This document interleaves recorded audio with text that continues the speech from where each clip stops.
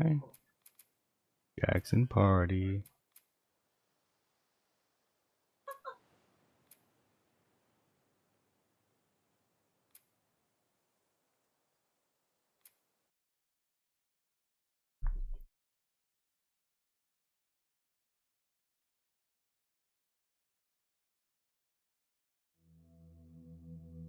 You're about to play an unfinished level from The Last of Us Part 2.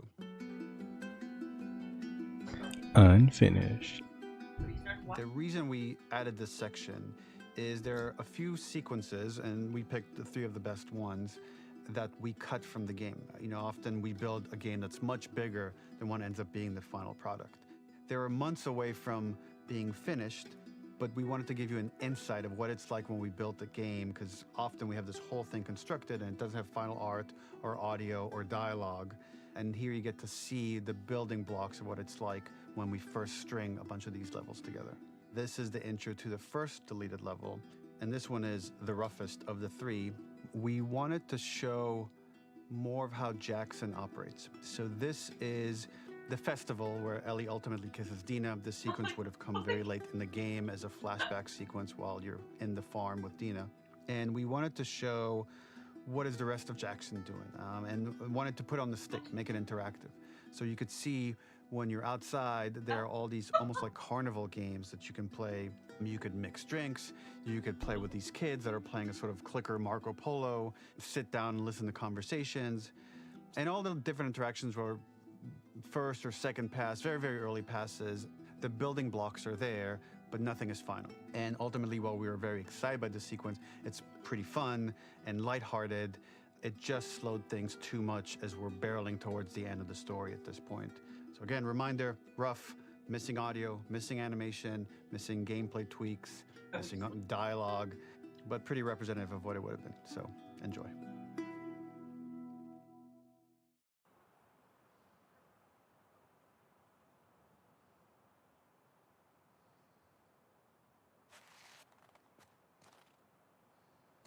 Interesting.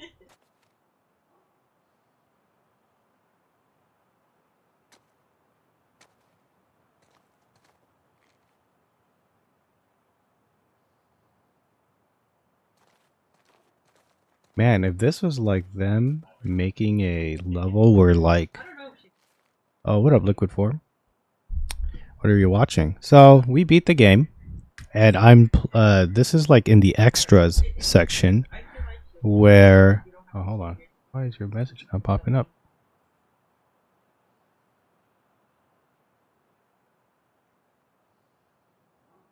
Okay, basically, this is like in the extras section where you get to like look at and see like what uh the extra levels that would have been in the game that are not.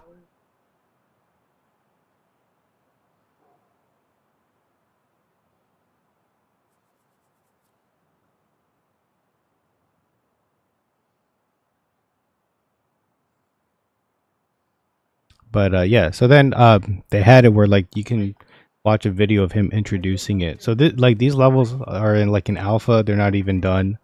All the assets and stuff aren't done. Originally, this level was going to transition us to farm. We would go all the way through to the dance, where Ellie and Dina share their first kiss. Then we would play through farm, and when Ellie plays the guitar at night, she would remember the Seth incident. So, the opening for this was a little tricky. We needed it to match at least a little what you might expect emotionally coming from prior beats, because we were already purposefully disorienting you in time and space.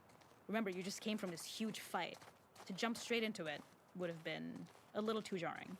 After some back and forth, we rooted it in Ellie's nerves, calling back to her hands shaking in the theater. But this time, for a much more innocuous reason we'll find out later.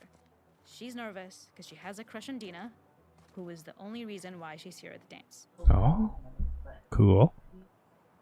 Something we really wanted to do was highlight the way their lives had turned upside down since she went down this path. We had this idea of recontextualizing all of our usual gameplay mechanics that were designed for really violent ends.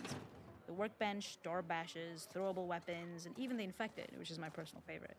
Peppered throughout the level are moments of levity or shared history, all the while seeing how happy and mundane they all were before her huge revenge odyssey.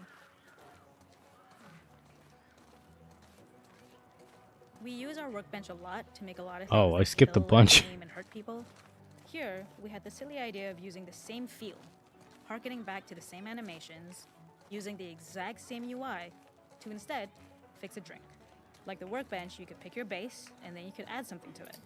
And at the time, we had some different reactions from Ellie based on how strong you chose to make the drink.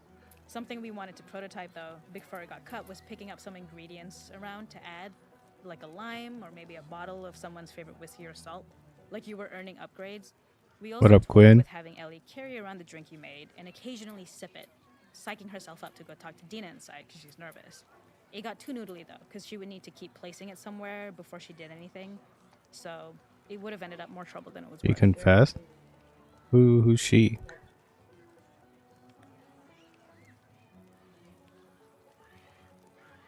I'm not sure what you're talking about, Quinn. Also, I don't drink alcohol, so I don't know what's considered good. I think people like tequila. You're like, oh, well, congratulations, Quinn. I mean, I don't know what you said, but that's huge, especially in the modern day and age. That's awesome. I'm happy to hear that, brother.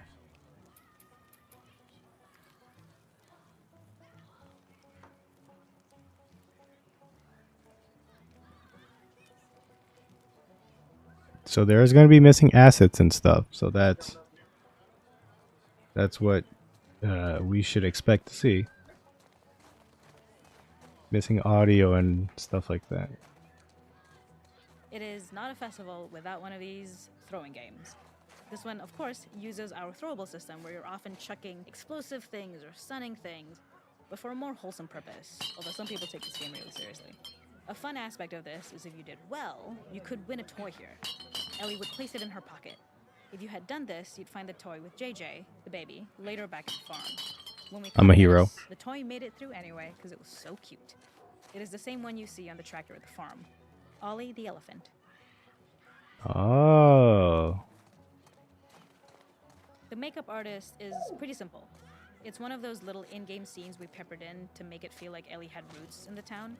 Hallie, our writer, mentioned that in her mind, an ex-girlfriend of Ellie's tattooed her arm to cover up her scar. So we figured this might be the only time you get to see that. We wanted to hint at it and allude to it and make it feel like there had been so much more that had been happening and so much more that Ellie threw away. Oh, well, that kind of sucks. That's a tough situation to be in.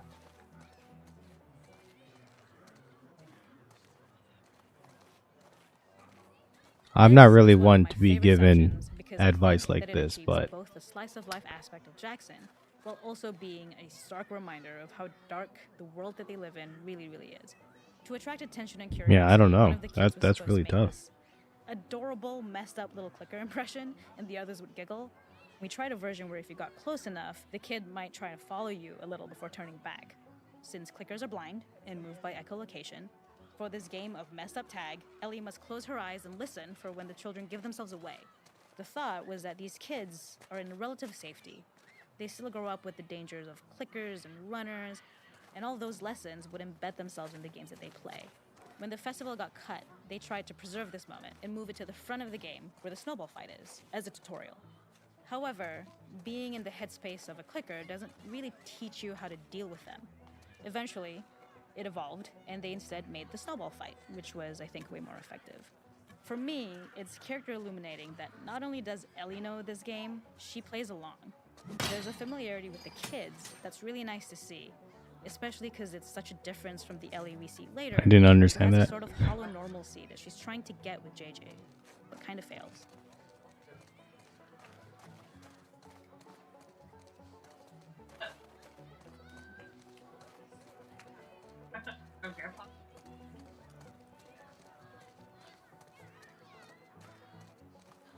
There's a hidden spot at the back that was just a bit of fun. It was highlighting Jackson's normalcy with something we would find in a real world. In the back, you would find teenagers finding some alone time with each other in a dark corner of a party. It was rewarding the player for peeking into a hidden corner, but ultimately redirecting them back to the festival. We also had versions of them smoking weed here, despite Maria's consternation, probably having gotten it from Eugene. Interesting. It's like fun facts and stuff.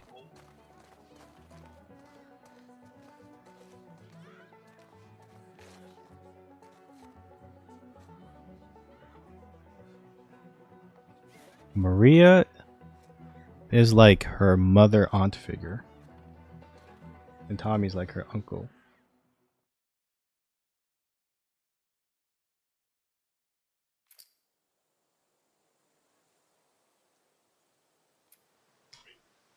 Yeah.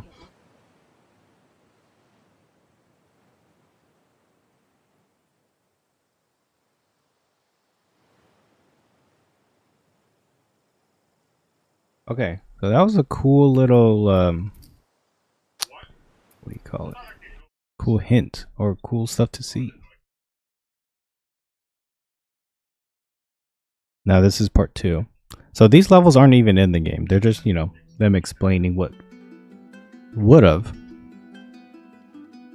In this second deleted level, which is an extended sequence of the sewers in For those that, yeah, Neil Druckmann, he's the guy behind Uncharted and The Last of Us, and now the new game coming out. Survives an attack by stalkers and gets thrown out of a window and gets swept away by the current, and then we cut this section that used to be there in the final game.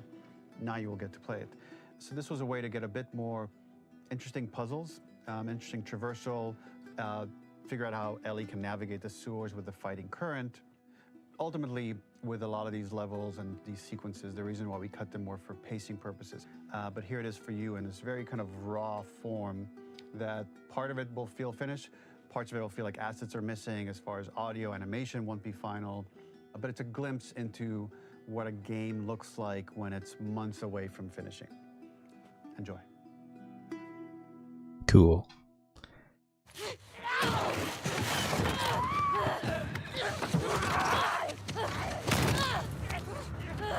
Get off of me!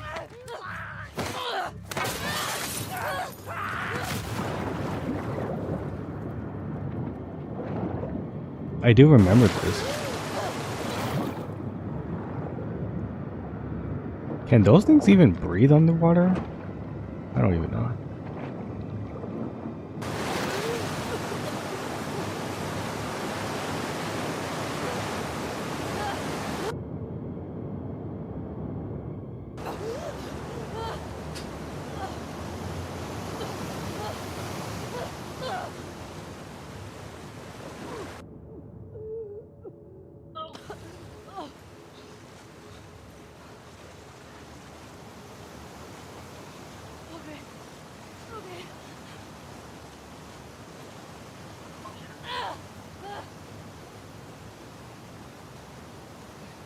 Oh, for anyone who's still here, just a heads up, since we are now done with The Last of Us Part 2, I put up a poll on YouTube and or Blue Sky, whichever one you guys prefer.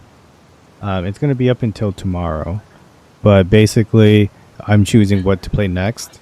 I was asking if people wanted me to play a short game, because The Last of Us was a pretty long one, in Shadow of the Colossus. That's going to be the short game. Or if I should just move on to the game that I've been wanting to play, but it's a long one because it's JRPG, in Metaphor Refantasio. So if you guys want to, you can go to YouTube or under my account or channel or whatever it's called. There's a post. You guys can vote for my next game. Or Blue Sky. This level, internally known as Well, Final two. Era, was I quite missed long one. in duration, as we had to make Ellie traverse a far distance to the opposite side of downtown Seattle. The sewer section was originally longer than what we released the game with, approximately 10 minutes more. This was one of the few areas of the game that used water flow as part of the traversal puzzle.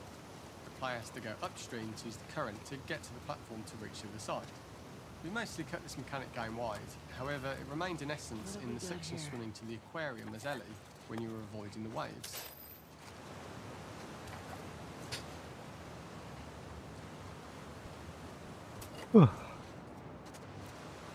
When players reach the doorway and enter into the room, they're faced with a dead end.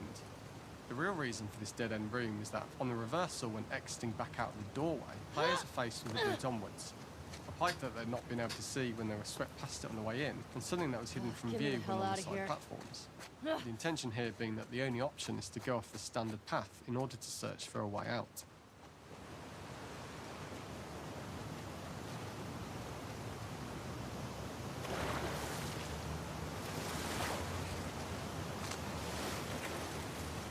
Just trying to look for number 1. The ladder acts as an immediate There goal we for go. the player, but being able to climb out is not going to be so easy. Fucking To keep levels interesting and engaging, we alternate between positive and negative values the player experiences. Here, it's a positive to have found a ladder, but then a negative to discover it's not the solution. But then another positive to identify the next short-term goal of the doorway. By alternating between these opposing values, we give players what they expect, and not how they expect it.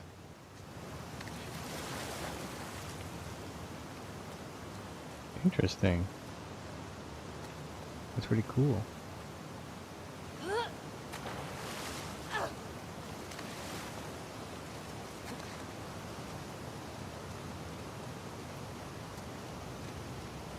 When players reach the doorway and enter into the room, they're faced with a dead end. The real reason for this dead end room is that on the reversal, when exiting back out of the doorway, players are faced with the route onwards. A pipe that they'd not been able to see when they were swept past it on the way in, and something that was hidden from view when on the side platforms. The intention here being that the only option is to go off the standard path in order to search for a way out. Throughout the rest of the level, we also use light to indicate to the player that they were heading in the right direction. At each turn, however, we block the direct route forward. Players would know that they just have to keep finding alternative paths, promoting those feelings of being desperate and trapped. I hate they cut Ellie's visions of Joel. That's really would have enforced the PT thing. We slowly introduce the player to consider climbing. Are you talking about like around this section, or are you talking about like in general? Keep going up and up. Encourage the player to climb into such a small pipe that they'd have to be crawling on their stomach, which is something that the player previously may not have recognised as a playable space, let alone the desired route they need to take. We added a tiny space just to reward the player's exploration with a pickup item, and we made sure it was something that made sense that you'd find in this area. A canister and all the garbage that had been washed into the sewers from the surface. I mean, because they did show it like near the end, We love the though. idea of making Ellie prone through a It was tiny when dirty she was at the pipe in order to farm get out. with Dina and the baby. The unique camera setup was She created was to doing support things, and then all like these places. it triggered a lot Standard of the crane Joel camera stuff. much higher above the player. We also created Yeah, custom I didn't collision remember the for Ellie to sewer maneuver part in these that tight much. spaces easily. Initially, the oblong collision capsule around her character caused issues crawling around corners.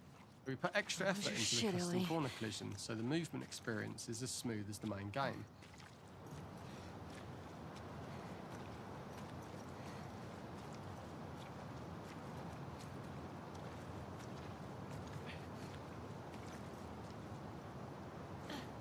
In order for the player to feel cramped, claustrophobic and desperate, we'd been enforcing the traversal mechanics that allow for a tight environment which promote these feelings. We introduced the use of the squeeze through so that we can keep the player feeling enclosed and tight, but without repeating the same geometry.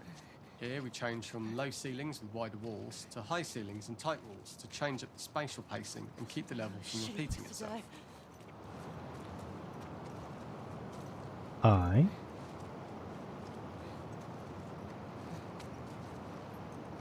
Originally, we had the waterline much higher here, so players had to swim through this tight tunnel. However, from watching user test feedback, it was occasionally causing people to discount the route entirely and turn back on themselves.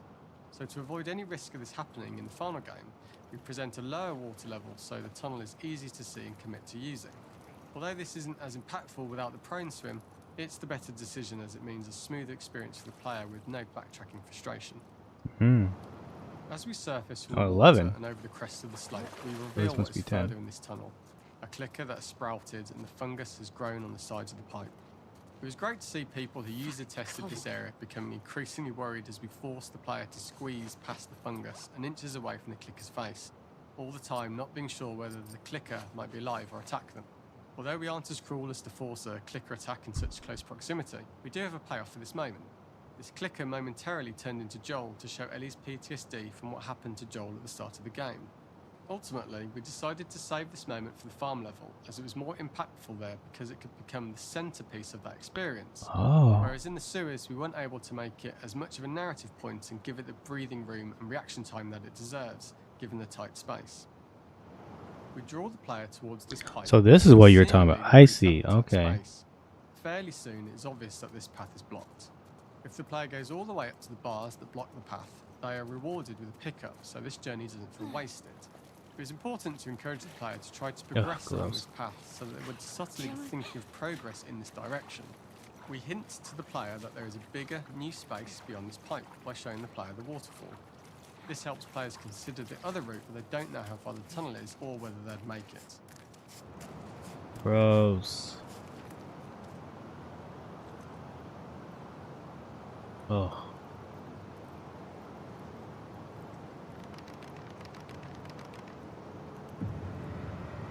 Oh, whoa.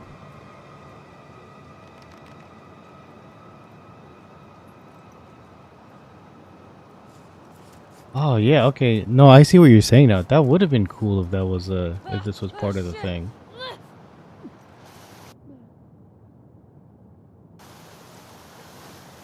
Dang, that's kind of bonkers.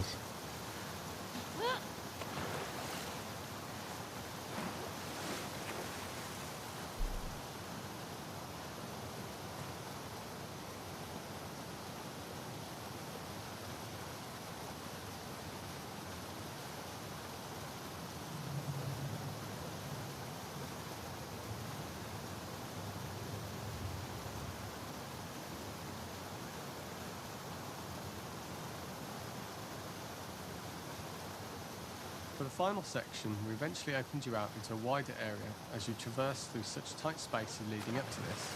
So changing environmental pacing makes it begin to feel like we're coming to the end of Ellie's ordeal. An earlier iteration used the current that we'd shown at the start for a slightly tougher traversal puzzle to conclude the sewers. The ladder was clearly visible from most of the area, but the player was faced with a fast-flowing torrent of water they couldn't cross. If the player attempted to jump into the water, they were not able to swim across the ladder due to the water's speed. But instead, they had to traverse the pipe running along the top of the space in order to get across the water.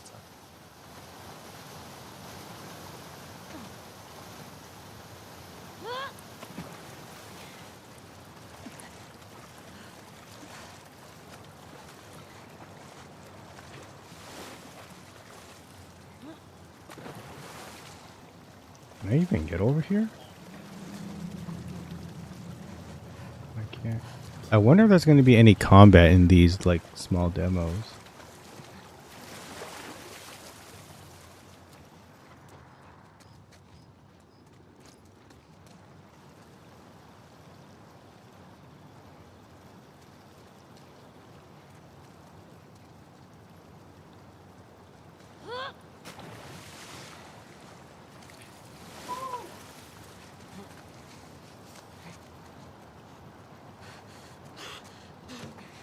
Oh, gross.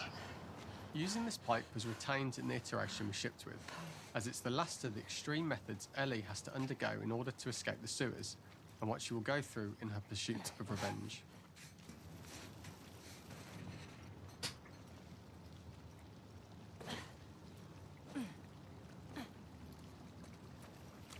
The last ladder climb is quite lengthy, and although we could have trimmed it down to a shorter climb, we liked how this last segment of the journey built anticipation for whether there was success at the top or not after all you've been through. Ultimately, the ladder exits out into the subway station, which is how it connects in the final game. Ellie then has to find her way to the hospital from here, crossing paths with the scars for the first time.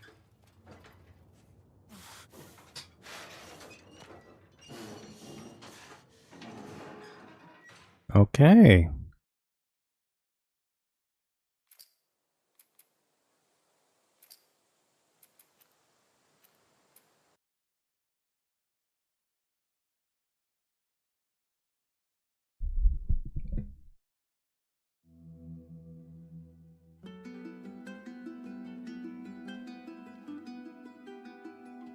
For this third and final deleted level, what we call the boar hunt sequence, this was a sequence pretty late in the game. It was right after the whole Seattle Abby sequence where Abby spares Ellie. and then we wanted to come back into Ellie's story, but keep it a bit mysterious of how much time has passed, where is Ellie now. So we're coming in on Ellie, and she's following a trail of blood. And we wanted to mirror, in a way, the deer hunt sequence from the first game with a boar. And there's something with Ellie that now she can't let go of this violence. She's pursuing it, even against this innocent animal. This was another opportunity to show how the violence that Ellie has experienced, the violence that she witnessed being afflicted onto Joel, is still sticking with her, and she's still experiencing these PTSD moments. This was a sequence that was pretty far along and was cut pretty late in production. Parts of it are still really rough, but the gameplay, the building blocks were all there. I think you'll have fun to see, like, again, a rough, unfinished sequence that you can play. You can see all the way to the end, and including a cinematic that we end up cutting. And the remnants of the sequence ended up being mentioned in Ellie's journal. So this part of the story that we developed still made its way into the game as kind of optional stuff that you could read about. I did see that. Experience it. So as a reminder, this is pretty rough, months away from being finished, but you get to see it now.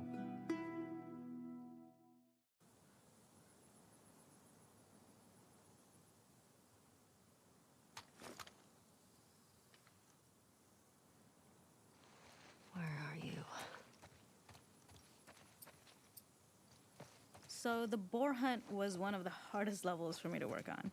It was a huge challenge with the systems that we had, and we kept trying, but it never felt quite right. Originally, the level happened after the Jackson Festival, which also got cut, but before Farm. Once the festival got cut, it became the prologue to Farm. The intended experience is that we jump forward in time after the fight with Abby in the theater. We don't know where Dina is. We likely assume she's dead because she was just bleeding out. Ellie is alone. Her hair is short. So maybe this is the future or the present. And she's hunting. Which game haven't you played Abby between still? the two? Metaphor. That one I have not played. I bought it. So that game came out 2024. I bought it like months later when it went on sale. And then I installed it, just never played it. Because I was like, oh, it's going to be a long game. I don't think people were going to be...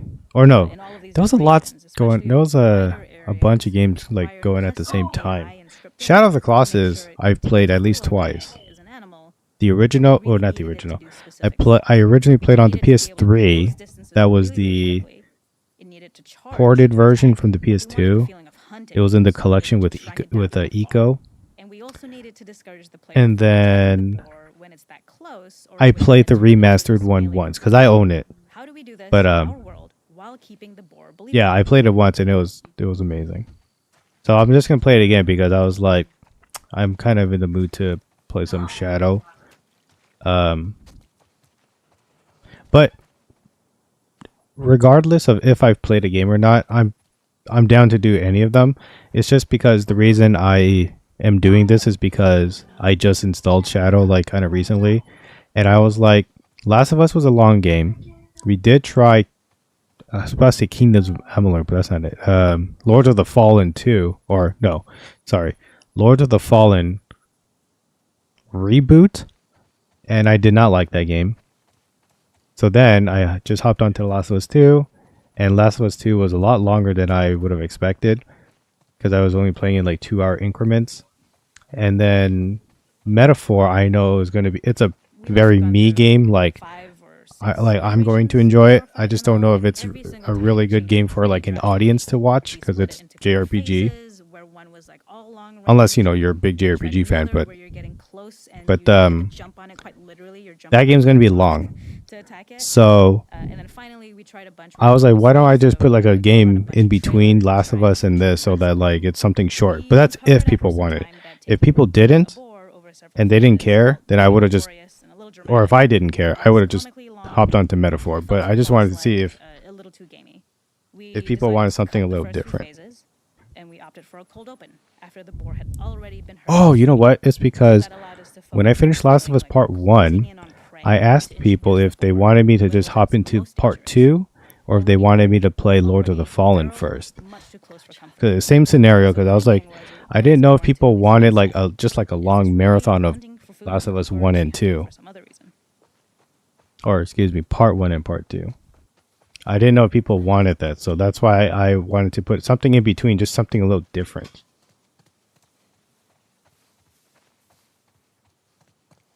The gas station was built to highlight the bore's destructiveness. Since it's cramped, the bore feels larger. We also feel trapped with it, though perhaps it's trapped with us. When it charges, it gets to us quickly, so we must be on our toes. This made it more aligned with Ellie's sort of hunting for trouble mindset. Listening became more important, as well as moving around slowly so it didn't hear you. Could you spot it before it saw or heard you? And could you get a shot off quickly enough so you could dodge out of the way? Or is the shot worth the cost after? It feels like a gamble. By the end of the fight, everything would likely be in shambles. The boar would burst through the back, and Ellie would follow it and finally enact revenge.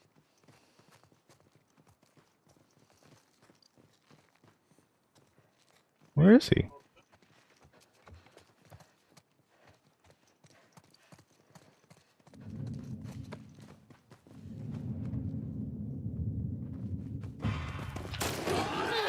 Got you. God dang. I thought I had him.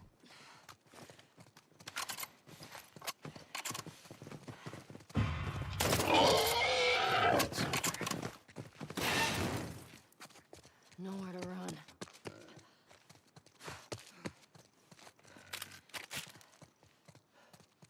The boar kill was supposed to be anything but glorious.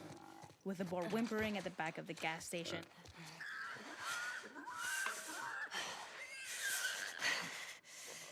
Even a bathroom?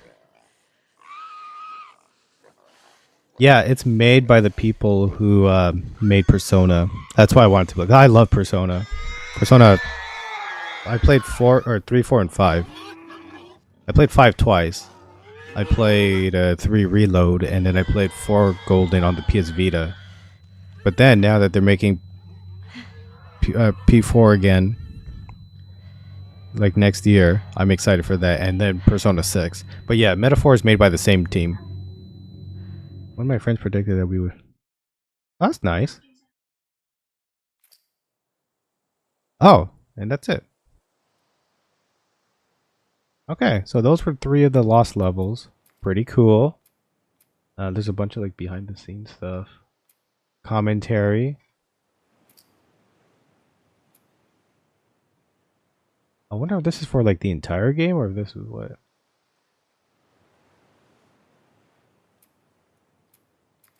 Okay. So now that we're done with the story, which I'm not going to spoil, but we're going to go to No Return, which is their roguelike mode. So we're going to do that.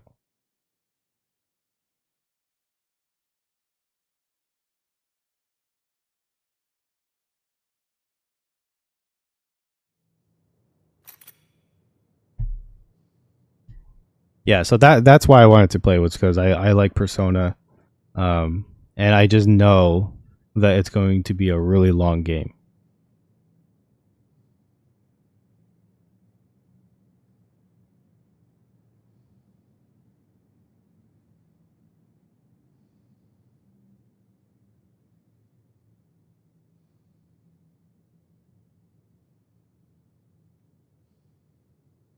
Tomorrow, though, I will announce the results or the answer, and then I will be deleting those polls, just so it's not here. Okay, that's the crafting bench. Let's see if this thing gets updated. No. Okay, I definitely don't want to use a bow. Forget that. What upgrades do we have? I still only have a pistol, so that sucks. Can't even upgrade it, so that sucks too. So let's pick our next. Oh, that's what I chose. So we have. No, this is the only choice we have. We have a mystery encounter. And we don't know what it's going to be.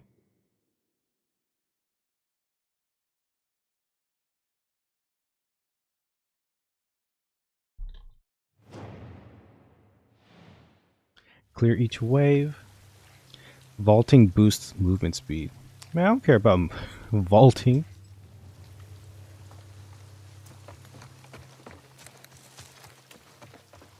Alright, let's see. What do we got?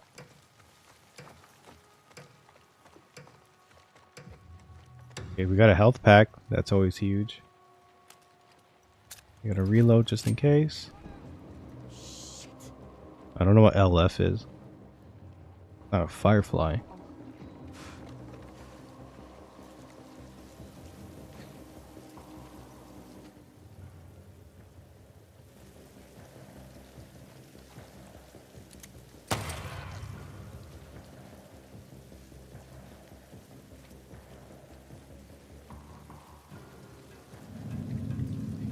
Oh,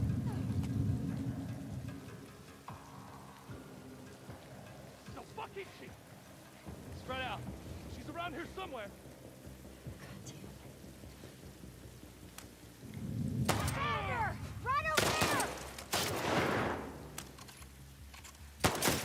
oh no.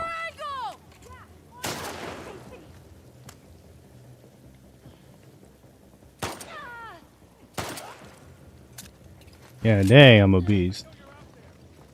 I'll take your weapon. I will definitely take bullets. Let's heal a little bit.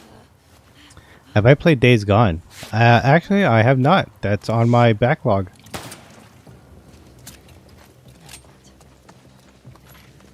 So, I'm gonna... So, originally, I thought I was gonna finish this game on Friday. That ended up not happening. Because the game was a lot longer than I thought. So what I was going to do, I don't care about that. What I was going to do was I was going to uninstall this and do Destiny 2. Mainly because, you know, we all know that in the big November, this little indie game called GTA 6 is coming out. I'm on fire.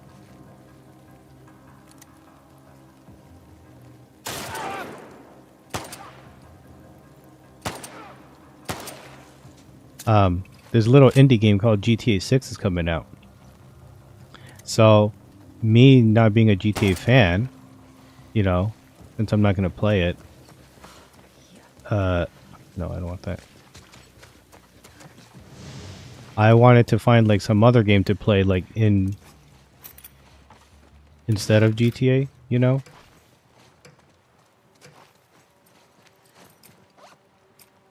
Oh, I can make a Molotov. Actually, I should have healed myself first.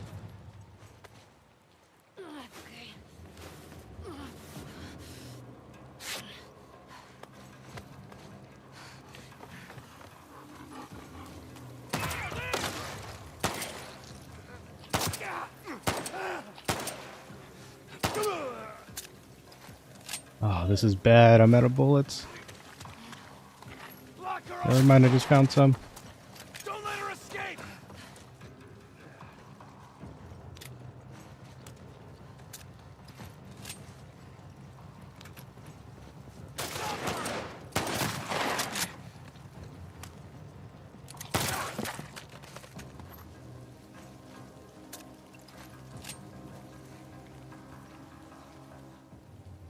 What was it here? Let's go. All right. I did pretty okay. Heck yeah, dude.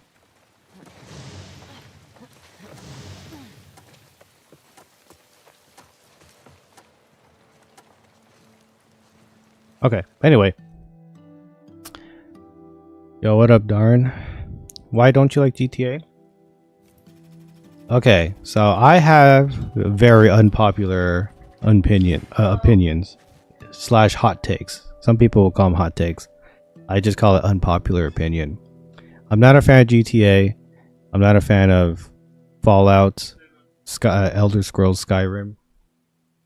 The reason is because, or I guess GTA slash Red Dead.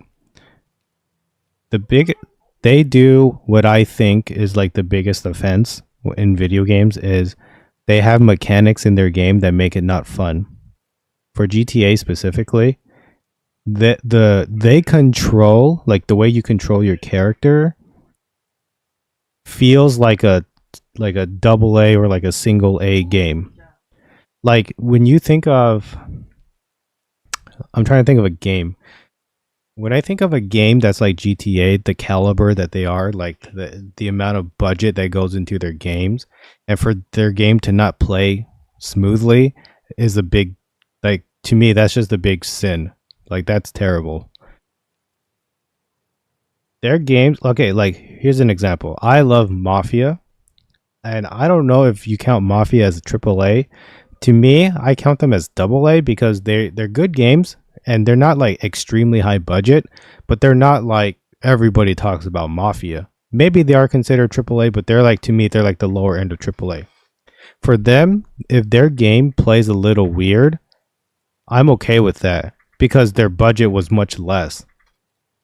GTA's budget is like in another planet, but like their game, like when I want my character to move left, I don't know why he has to run an entire circle just to go left when he can just look left, but they don't. It just plays to me. Okay, this is just me. I'm not saying like factually or anything. When I play it, it's just bad. The driving's okay. It's just the character movement part sucks. And another big offense for GTA specifically, online, that menu is horrendous. There's way too many things with not enough buttons on a controller to do. Their online menu horrible, awful. Why, I don't know how they got away with it, but it's terrible. I hate it. Sleeping Dogs. Okay, Sleeping Dogs is actually a great one. Sleeping Dogs is like single A or double A, but that game is phenomenal. I love Sleeping Dogs. That game's awesome. But for me, when I play a game like that, it's okay for that game to be a little janky because that game is not high caliber. Like, you know what I mean? It's not like billions of dollars were put into this game, unlike GTA. Sleeping Dogs gets a pass. So like if you're like an indie game, you get a pass from me because you're small, like it's a smaller team. So like if imagine if you bought Call of Duty or played Call of Duty but it like played terribly. That would be like, I would be so mad. Sleeping Dogs, fun fact, Sleeping Dogs almost, like, it had a half sequel. There was a game out there called Triad Wars that I played. I did get to play back then. It was Sleeping Dogs, but like online. And because like they use the same world as Sleeping Dogs, but then like you just like race other people or you like do other. I don't even remember what much about it because there wasn't that many cutscenes in it, but it was like a beta that I played, and then they shut it down. I had fun. I liked it a lot, but it just didn't. It just didn't work out like that. But now let's talk about Red Dead. I don't like Red Dead because, or Red Dead 2 specifically, because that beginning part is such a slog, dude. I fell asleep playing the beginning, and then I like, you know, I woke up and I was like, no, I'm uninstalling this game for sure. Got rid of it. And then we don't need to talk about Bethesda. Their games just look ugly. And encumberment is such a dumb thing to have into your game. Crazy.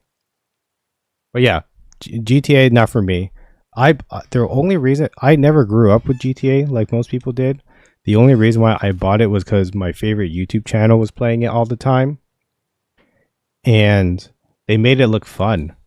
So then I bought it, thinking, you know, it's been years, so like maybe they've tinkered with it and like fixed it up or whatever.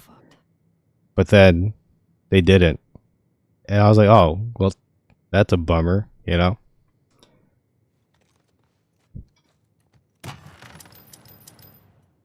Got some currency. Not a lot, but better than it. Oh, I wonder why it's gold. I don't know what that means, but I'm buying that for sure. And then I can re-roll. I don't care about the machete part. I just care about the gun. Let's craft.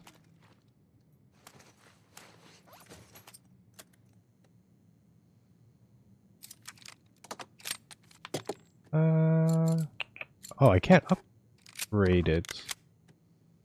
Or I guess I just don't have it? Oh, it's here. I just don't know why it won't let me upgrade it. Hmm. Recoil, stability. Maybe... Stability. The only GTA I like is old school Vice City. Never even played any of those.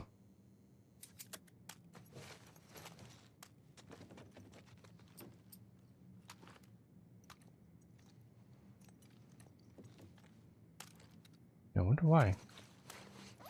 Only just the pistol. You know what? I guess I can make it the best pistol in the world.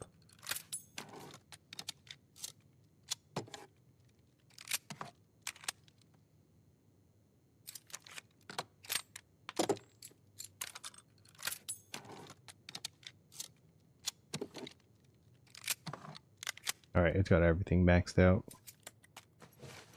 Save the rest for the next one. Alright, what do we got? Okay, if I do this, at least I get someone to help me. That's nice. Enemies drop bombs. But look at the multiplier. I mean, I don't know if that makes a difference. Let's just do this one.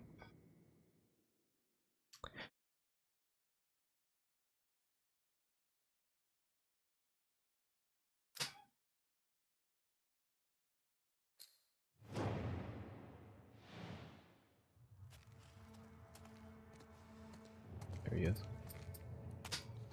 Reload.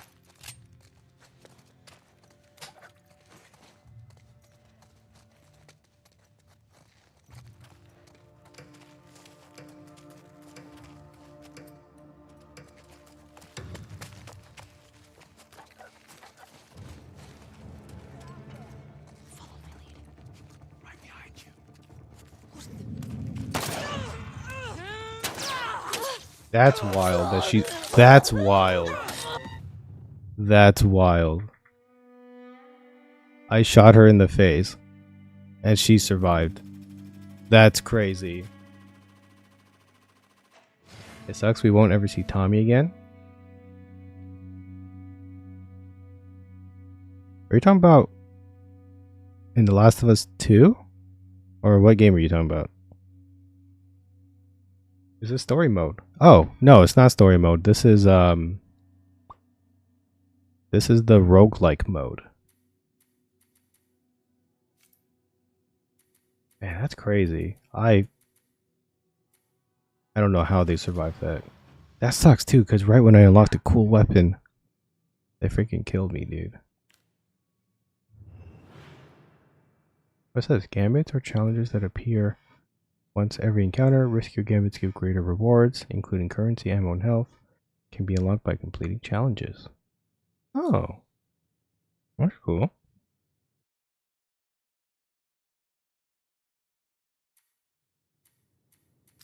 That's really cool. Upgrade all persons as Ellie. Kill 4 enemies with Molotovs in 1 encounter. Oh. Oh, Vice City. Okay. I thought you were talking about something else. Because there's also a character in here named Tommy. And I thought that's who we were talking about.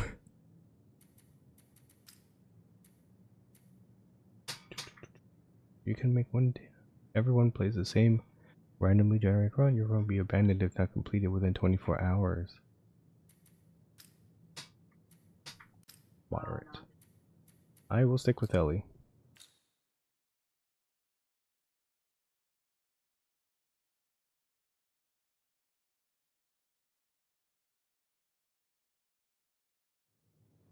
Let's get out of here. Okay, well, we're starting over. Gotta upgrade everything again.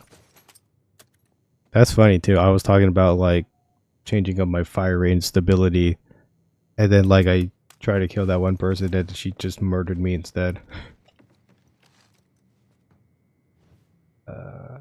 Gas station. Okay, sure. Gas station.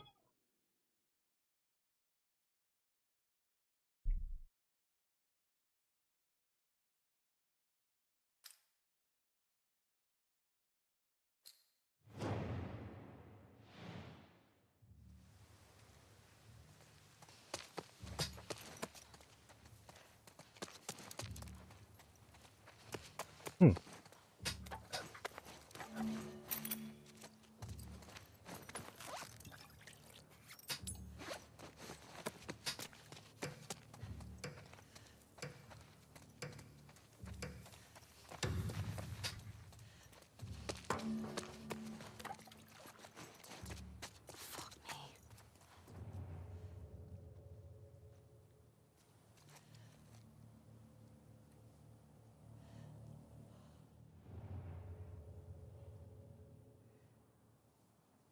I don't know where they are.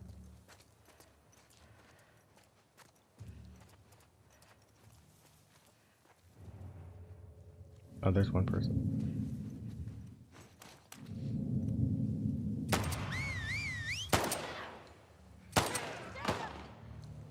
Oh, I only have 3 bullets left.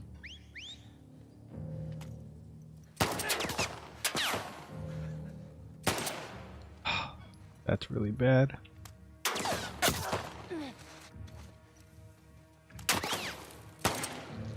Oh.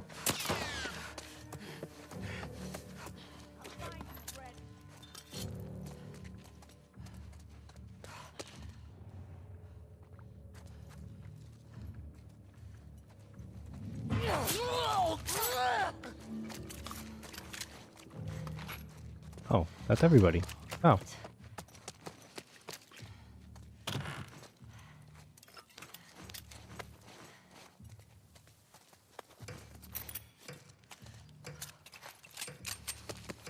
And you find a good place to hide.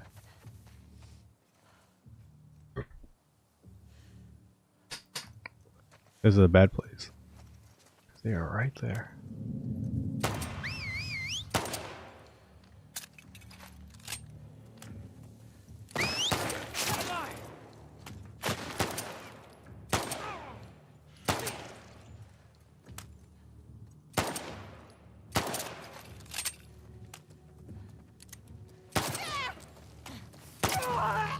Oh my god.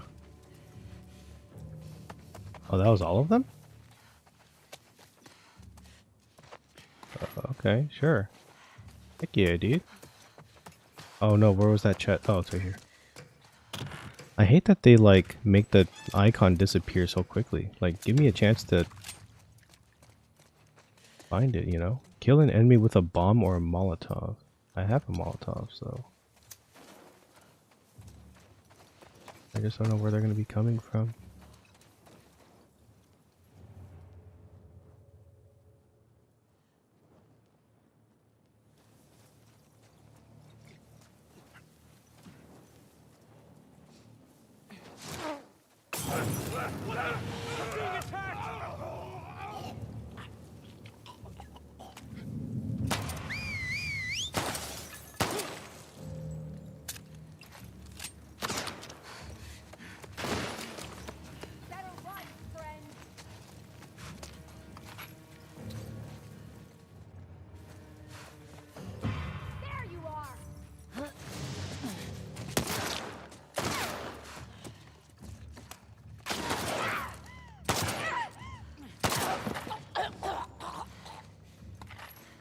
One bullet, huh? Done.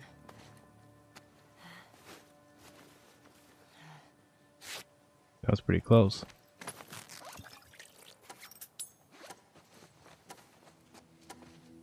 Oh, I guess I could have just used that. That would have been way smarter.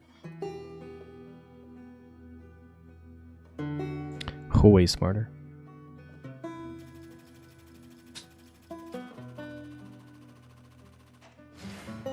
A B? What? My accuracy was not too bad. Oh, maybe because I took too long? That might be it.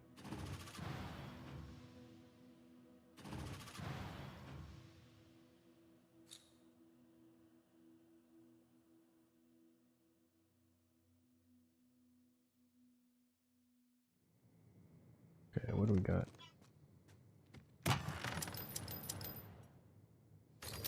Okay.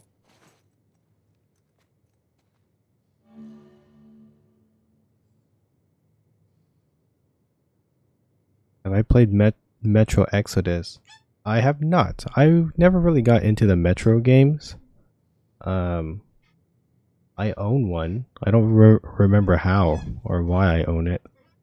Let me see. Metro. Oh, I own Metro 2033. I don't know which one this. Oh, I last played it in 2016. The last time I touched it 10 years ago. That's crazy.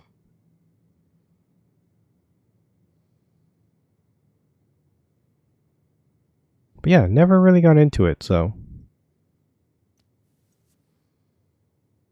What up, Rodrigo?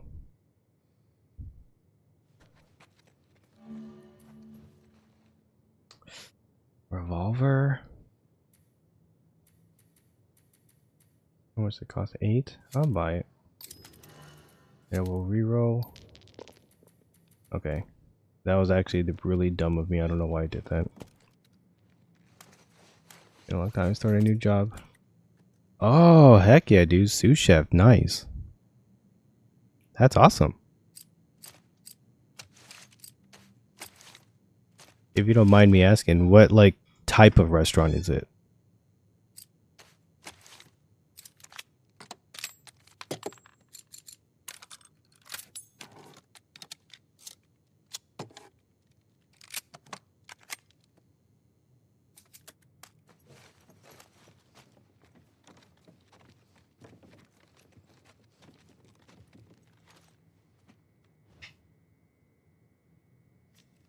I don't know what the difference between hunted and assault is.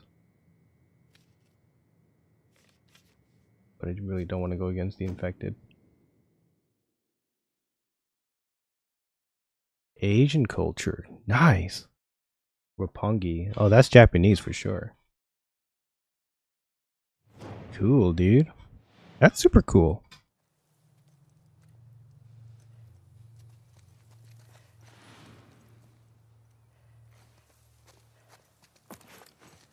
Has it ever gotten like super hectic like they do it in like the movies or TV shows?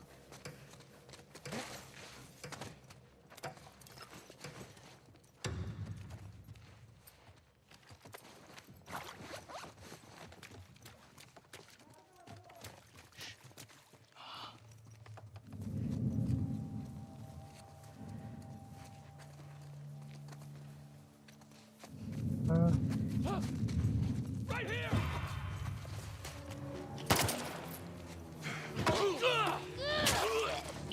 Ooh, gross.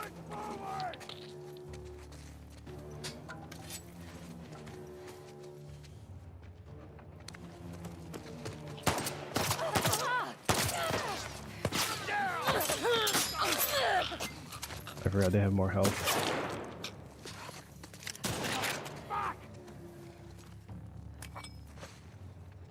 They went into the ground! The fuck are they? Make a bridge.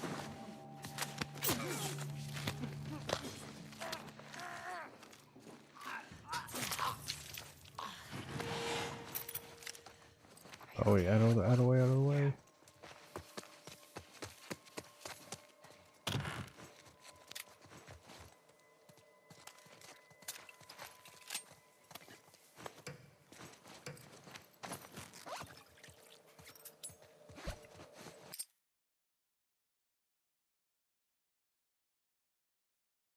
Oh wow.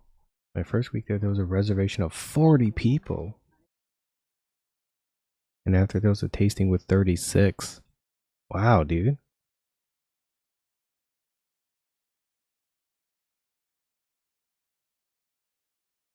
He's a sushi chef. That's so cool.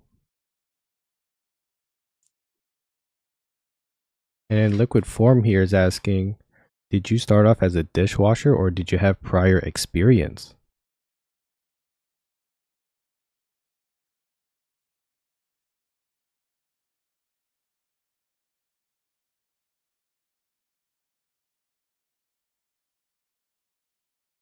Oh, prior experience. Okay, so it sounds like prior experience for sure.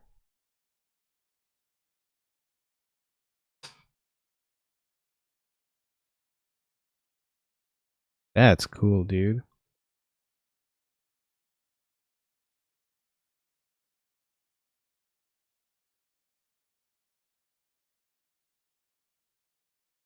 And it sounds like you like it there too, so that's always a plus.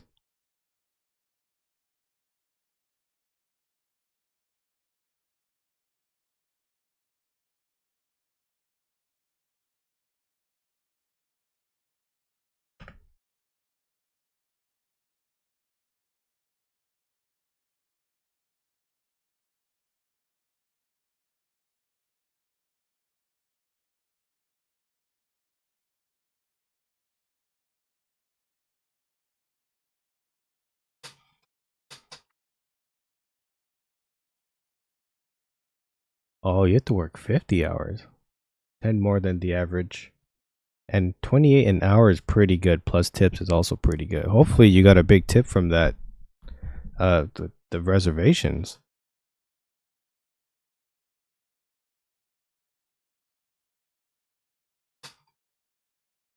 And also just hopefully it doesn't like get to a point where it gets so stressed out because restaurants can like tend to be super like all over the place.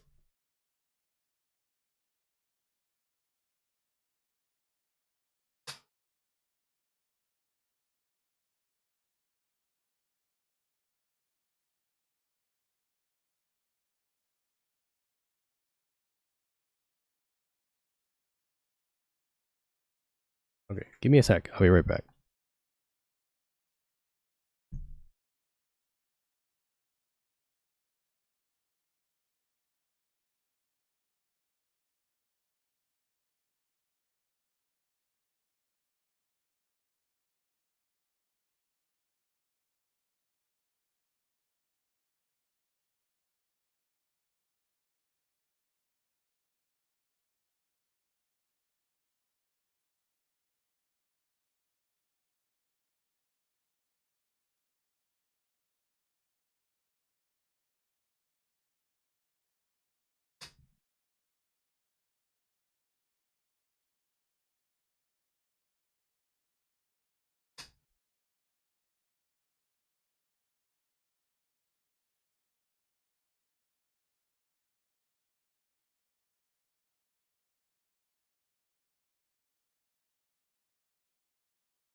Okay, I'm back.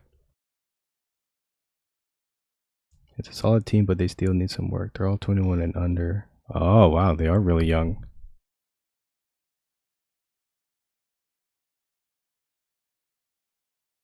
You were a dishwasher for Fogo de Chao? No way.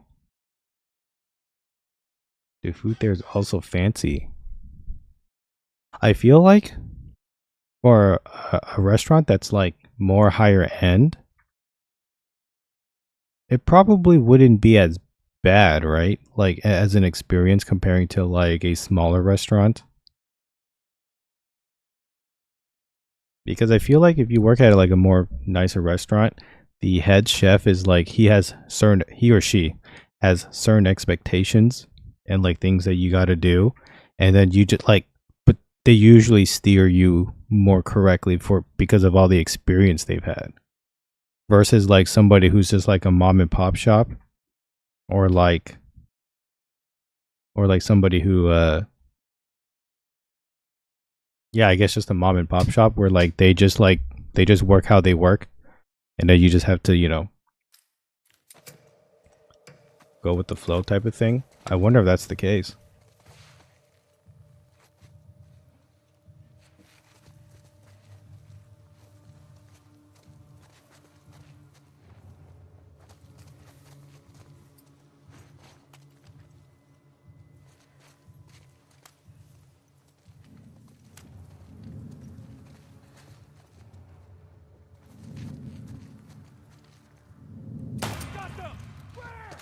here!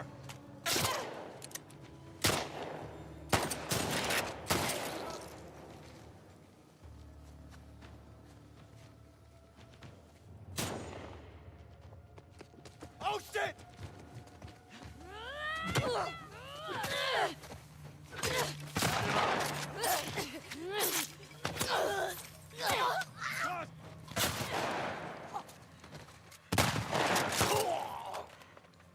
Why did he not help me?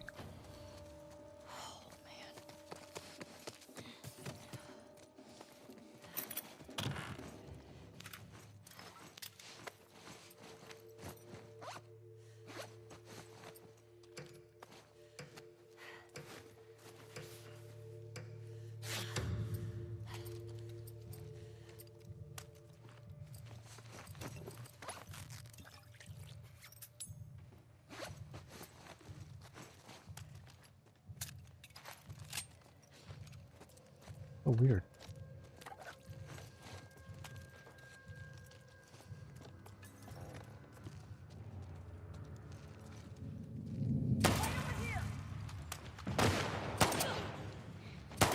God damn it!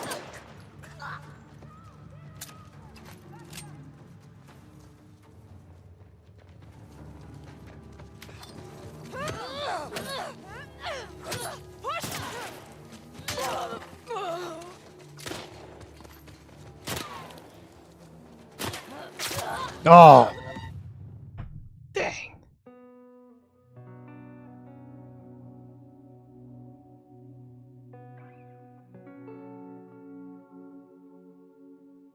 Ah, that's cool.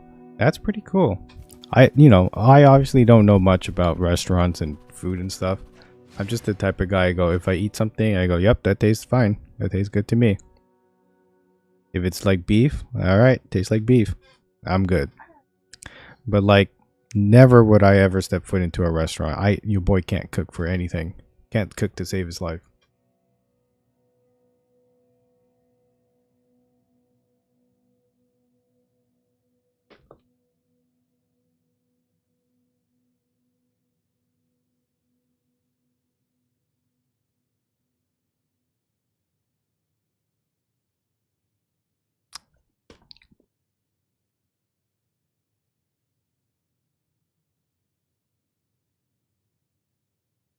The seeds. But I'm glad that you still pursued it and tried your best anyway, because you still got it. You got it, my guy. When opportunity knocks, you let him in.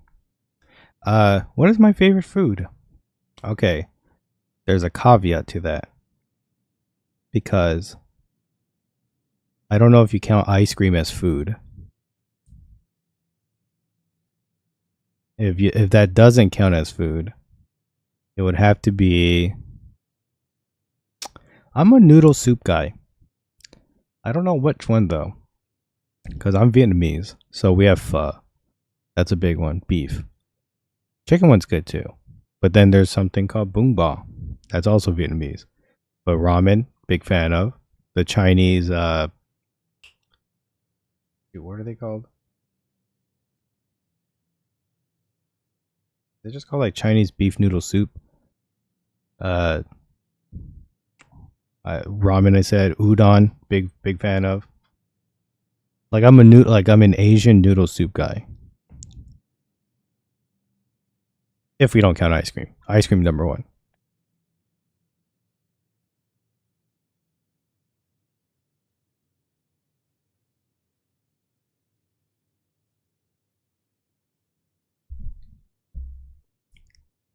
What is I want to see what that is. I have no idea. Give me a second.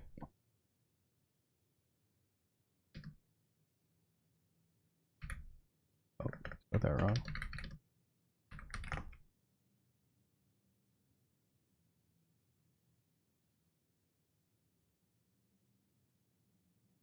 Okay, I just wanted to know what it is, but I didn't think it was just gonna tell me in Spanish. Traditional Mexican dish combining spicy pork sausage, chorizo, and tender prickly pear cactus pads. Simmered in a rich chili sauce, often red. Oh, often eaten for breakfast or lunch. Interesting. I don't know if I've ever had cactus before. I don't think so.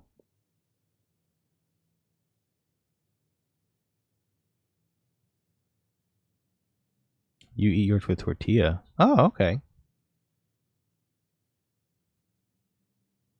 Underbelly? Why have I heard of that before?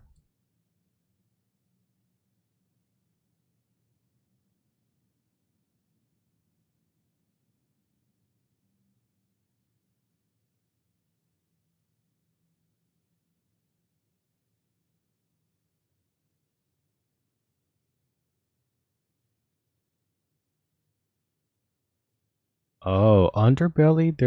There's some in my area, or kinda, like somewhere in LA.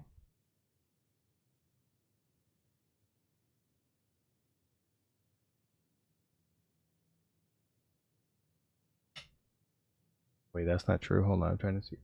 Where? Oh. Oh, never mind. They're both in San Diego. Or North Park. In Little Italy. Oh. Some people like it, some don't. Texture's kind of rubbery.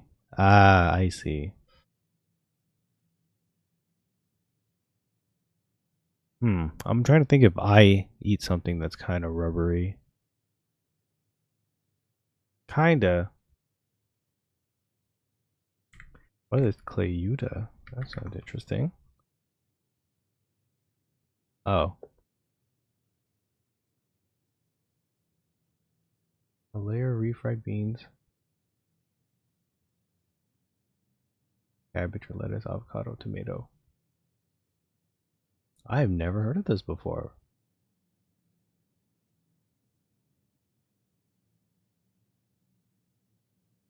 Oh, it's like a pizza, or like often served similarly to like a pizza. On Google, it says Tlayuda. I wonder if there's like a pronunciation thing so I can hear what it sounds like. Sometimes spelled Clayuda.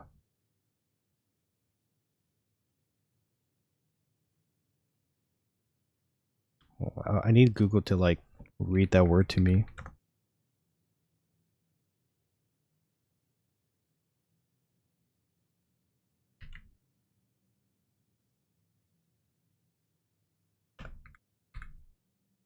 Pronounce words.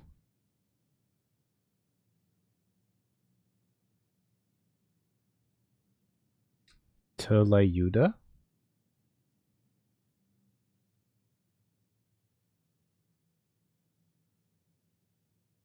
Okay. Interesting.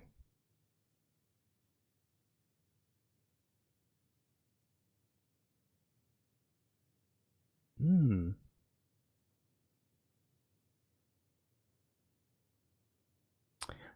Was featured on the Netflix TV show Street Food Volume 2. I've never heard of street food. David Gelb and Brian McGinn exploring street food around the world. Wow.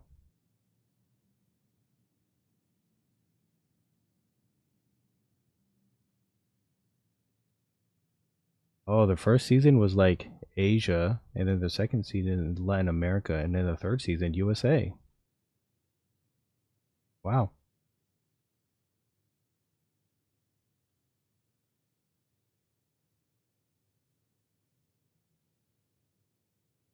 Ooh.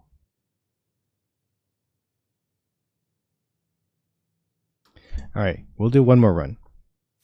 That was bad.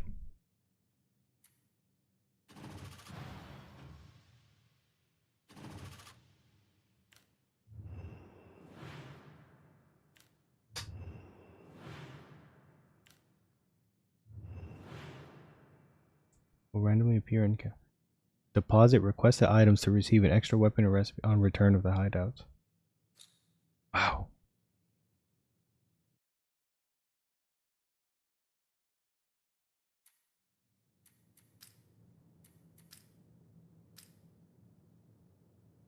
The best cheese.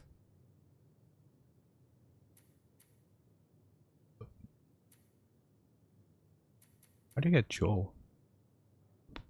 Oh, you gotta play. Okay, I'll play as Dina.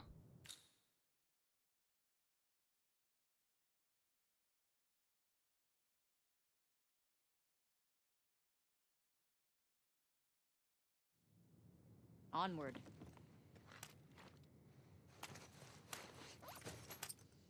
Oh, she uses a revolver.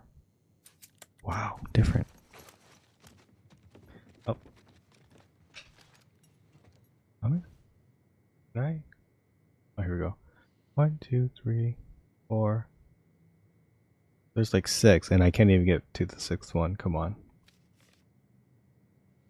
Melee kills restore health. That's huge. That's real big.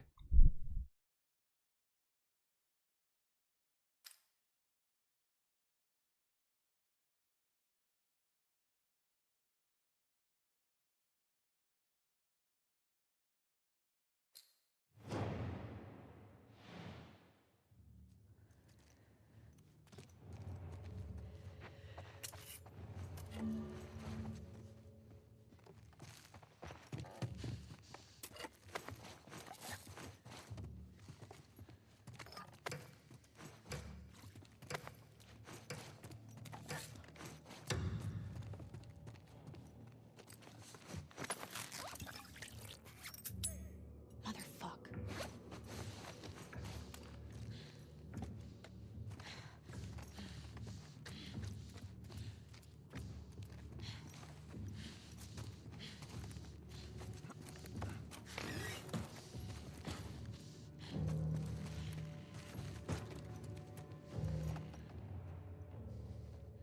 I don't even know where they are. God.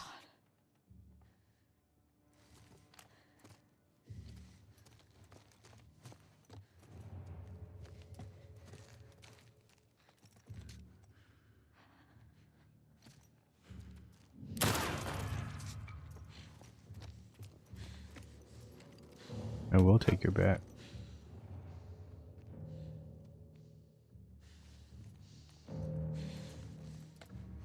How did this person even get in here?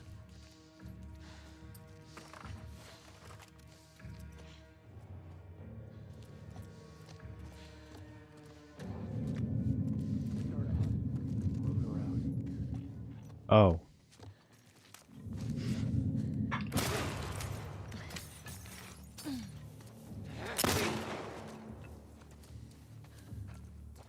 Crazy. Jeez.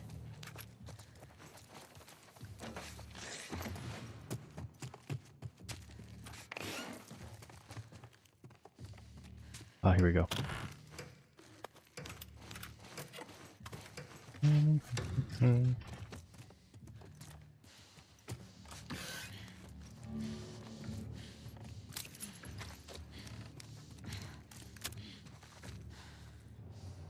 I see one.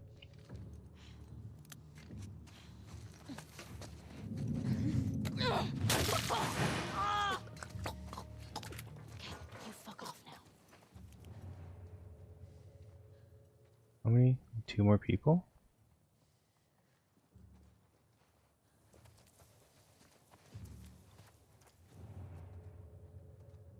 Oh, there they are. There's one of them.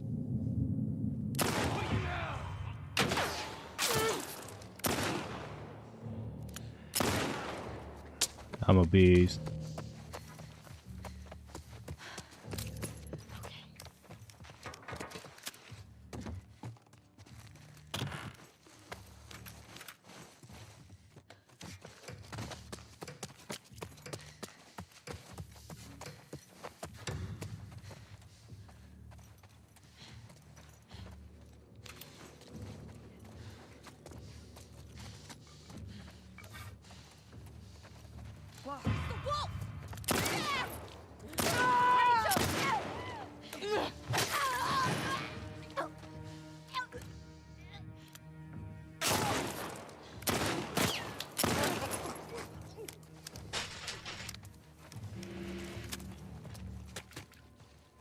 Damn. Okay. Lucky me.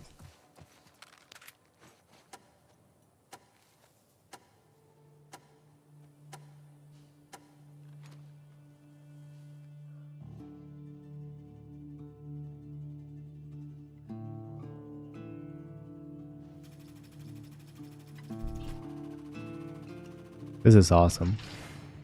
I love that you guys like found something that you know about each other in common, and now you guys are just chatting away. That's awesome to see. Because I have zero idea what you guys are even talking about, but so cool.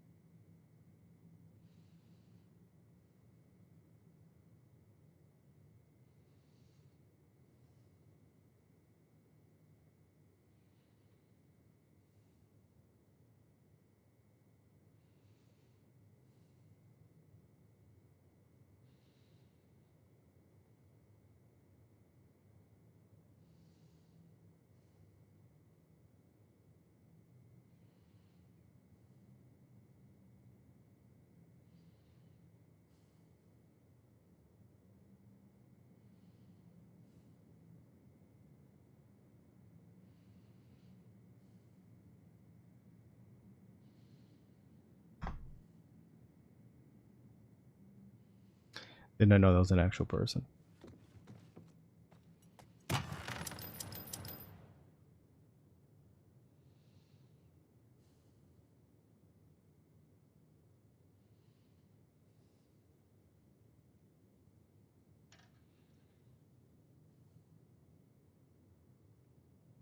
Maybe one day.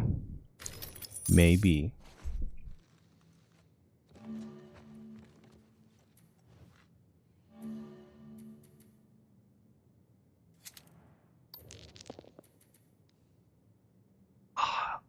God bless. I wanted to get that. I'm short on money. Oh well. It be what it be. Oh, I need more damage. Or I would like to have more damage. Next run.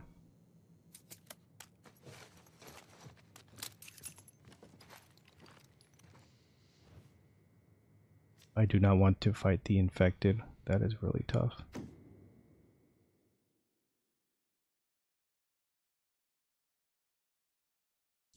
I am a very picky eater. Well, what up, Trevor?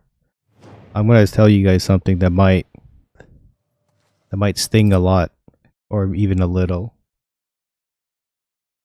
Prepare your ears, because I'm about to give you pollution. I don't really like cheese.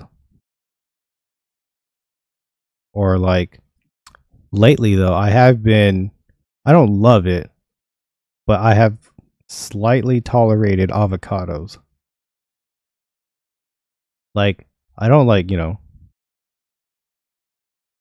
avocados used to like taste really funny to me and I just didn't like it. But then like having eaten sushi and stuff where like they actually put avocados in it sometimes, I just like roll my eyes and just eat it. Or like California rolls, But I'm like, ugh, it would taste so much better without it. In my opinion, not like to the general people, but like slowly I've been like, all right, avocado's okay. But do I like avocado in desserts? Absolutely not. Like, if I was to order something, I would never order it like with avocado. Or with like if it had avocado, like I wouldn't order it. But like if I was eating a California roll where like it's just in it, like I'll eat it, but I won't be like, oh, this is avocados is not one of those foods where like once it reaches my mouth, then like I don't like it. But like for example, cheese. When I eat cheese, to me, like it just cannot redeem itself. I am not a fan of cheese. The only exception that I have seems to be mozzarella because I'm okay with pizza. Because for whatever reason, the cheese on pizza does not taste like a cheese to me.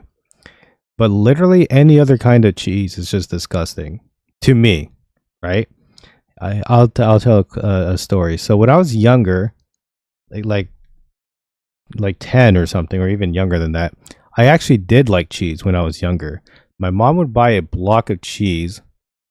I don't know what it was, but it was like white-ish. And sometimes we had like a cheese slicer, so I would slice and then eat it, and like, oh, I like it, right? And then just one random day, I was like, oh, I'm in the mood for some cheese. I sliced it, I ate it. Yeah, I gagged a little. I was like, oh, like what happened? I liked this yesterday, but for whatever reason, just the next day, I just did not like it anymore. And then ever since then, anything that had cheese in it, or yeah, that had cheese in it, I just was like, oh no, it just tastes awful. The only thing I am able to eat is what did I just say, pizza, or like the other thing, like honestly, if it just didn't have it, it would make it better. But like chili cheese fries, I love chili cheese fries. But like if it didn't have cheese, it would be much better in my opinion. But for whatever reason, I just cannot eat cheese. It's just gross. Like if I went to like a McDonald's or like a fast food burger place, and if I ordered a hamburger but like they put cheese in it or like they don't take it out, when I take a bite into it, I just taste the cheese, and then to me it just ruins the entire burger for me.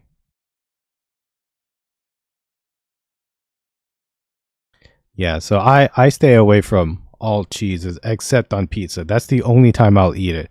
Any other time, like I just don't. Ugh, just not a fan of cheese.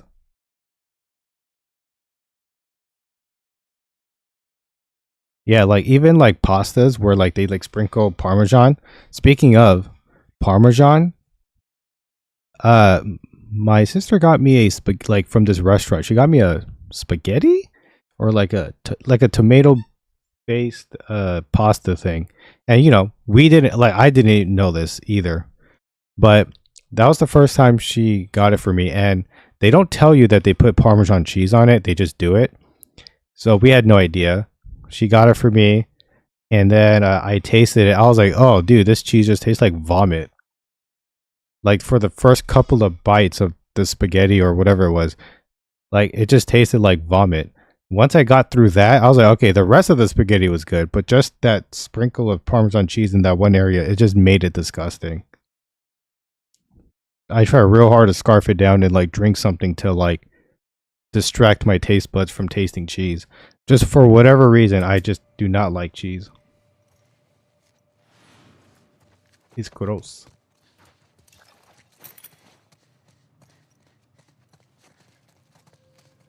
But a lot of people love cheese, you know? Just not me. For whatever reason, I just my body just does not like it.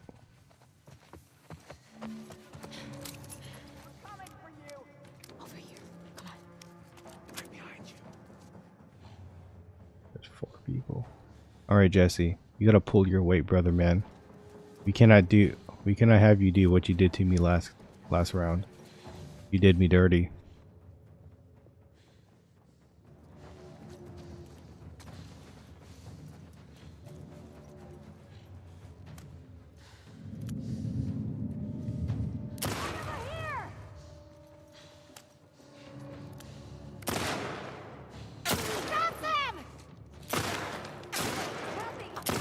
Oh.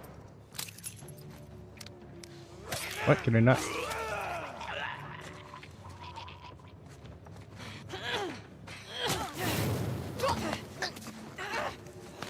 Come on, Jesse, get her off me. She's on fire. Thank you.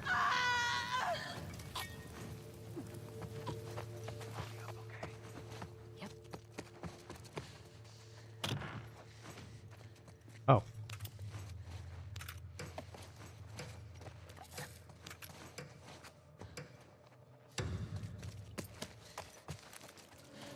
Yeah, I'm somewhat of a picky eater, I'm not gonna lie. I don't like Velveeta. I don't like any cheese at all. It's just, yeah, for whatever reason, it just tickles my tongue and goes, no, you do not like this at all.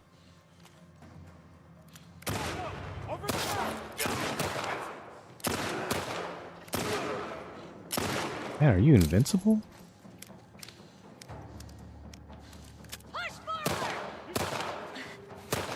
Okay, he's actually helping me this time, so I appreciate that.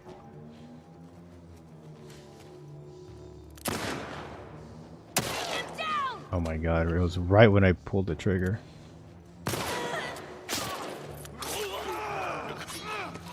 There you go. Thank you. Are you alright? I forgot to melee somebody.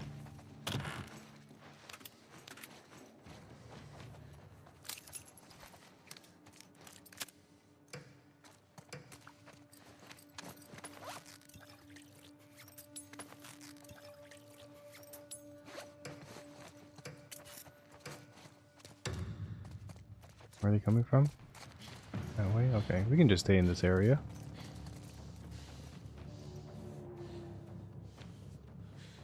Yeah, it's so weird that, like, whatever the cheese that my mom got, it was like white-ish. It wasn't like yellow.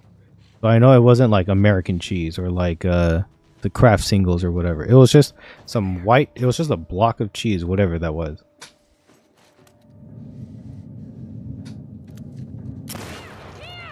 I want that to be the most perfect shot in the world. I'm so glad I did it. Push it.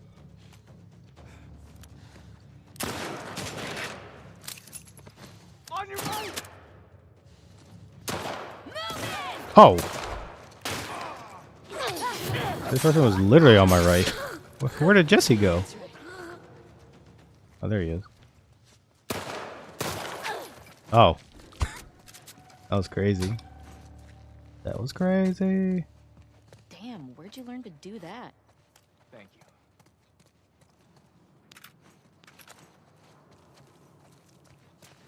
I look amazing. Alright, we're good. Whew. I'm gonna have another 10-hour shift. Oh, ooh, good luck with that, dude. Have yourself a good rest. You're going to need it.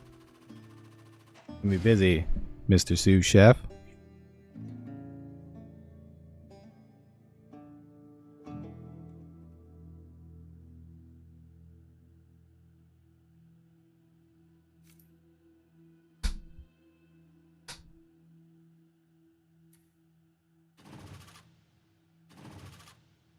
Oh, I need one more encounter. Complete 5 gambits for Marlene. Remember Marlene?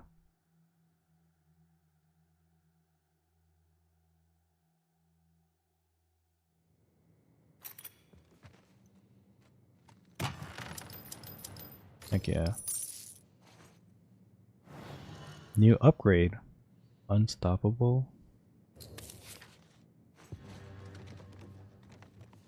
Man, this, like, just as a game concept is so cool.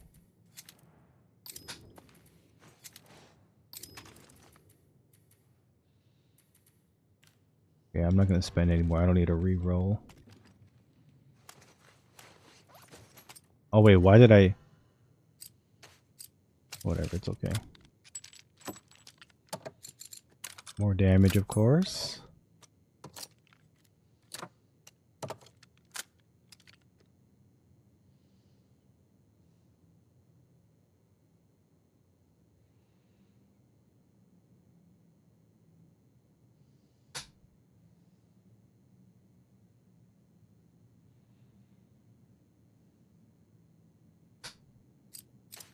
Capacity.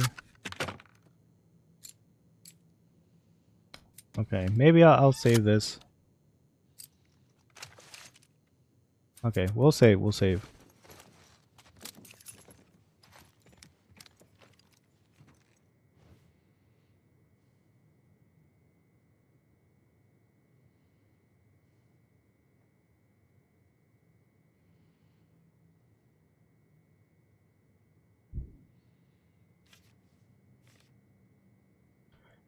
Hunted. Long shot. Okay. Ooh, thick fog.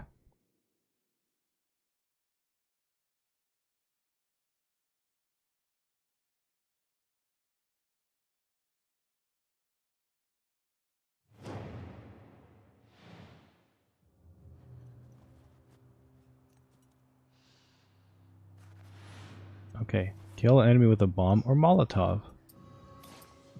I need to make those. I don't have a Molotov, so I need to... What am I doing? Oh, wait. I mean, these count as bombs, right?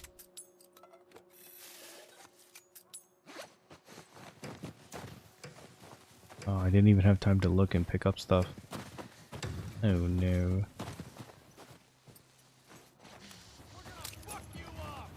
Shit.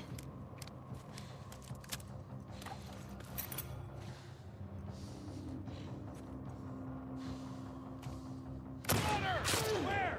With the car!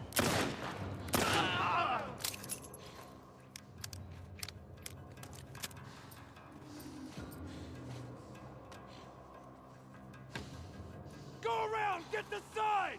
All right!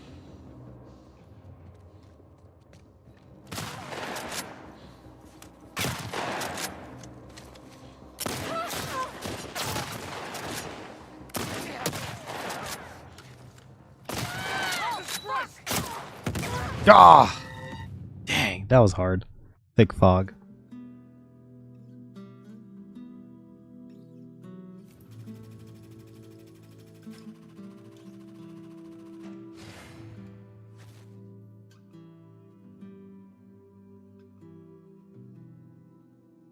Also, the dragon.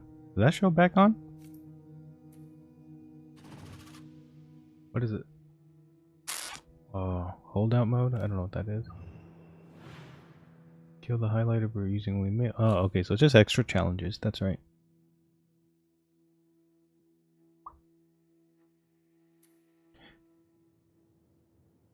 More games need this type of it. They don't just stay in one spot. Yeah, in The Last of Us, it's like the AI. They are intent. Like, it's weird how like they show a lot of team. Like the enemies have a lot of teamwork because their goal is like they're really trying to kill you. In like Call of Duty, like sure, it's like they just seem like they're just doing target practice or something. Like they're not really trying unless they just keep shooting or whatever. But like the AI in the Last of Us games, like they are just really trying to. When I was playing Uncharted, the main reason why that I kept dying was because they just put too many enemies in one spot, and then like they didn't give you enough bullets. So you had to kind of like figure out ways to like kill all of them, but without having to. In Last of Us, it's kind of the same thing, except it's more of like a survival. Like I'm really trying to not die right now. It's because of the theme of the game. Small conundrum is I like this game mode a lot, but it's not like a separate download. It's part of this really big 90 something gig game. But it adds replayability, which I think is like really smart. It says 80 something, but I think it's actually taking up way more space than 80 something because it said I needed like 90 or like 100 gigs for it. Oof. I like it a lot though. Maybe I'll do one more run so I can unlock that whatever thing, and then if I ever want to replay this game ever again, I can just do that. What are her challenges?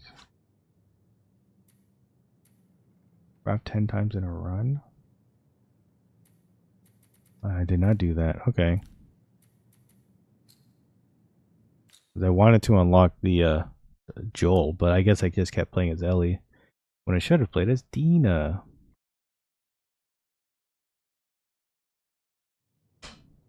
Let's see what we got Okay, in here. we're just gonna go. We don't need to craft anything because I ain't got nothing. Serify. Okay, that's fine. That works.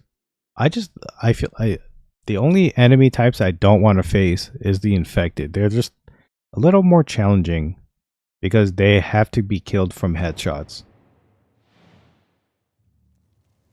They don't take a lot of like damage to the chest. Like if you were to shoot like a person, they at least like like they fall to their knee and you know like they actually feel like they're hurt. But in infected, don't really feel no pain. Oh, you can craft it. Why would I want to do that? That is such weird timing. I don't think I'd ever want to do that. Where are they? Oh, they're from there. Okay.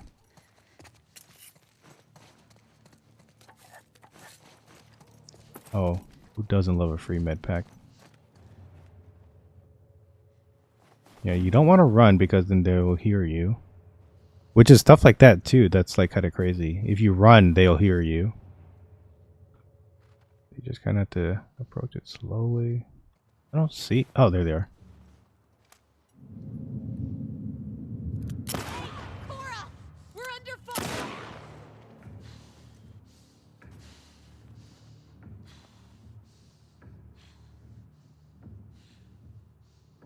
There they are. Oh my god. Oh wait. Always get this first, because then the icon will go away.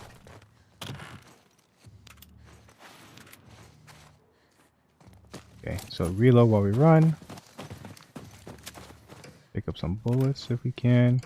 Sickle here. Okay, where are they spawning? Over here. Okay, I'm okay with that. Yeah, also like in a game like this too, because there's like health bars.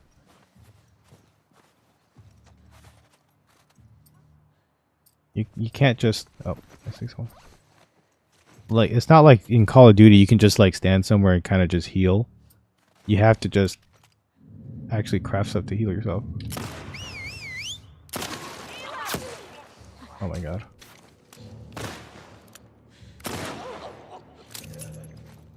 It's telling me something with the brick, but I don't.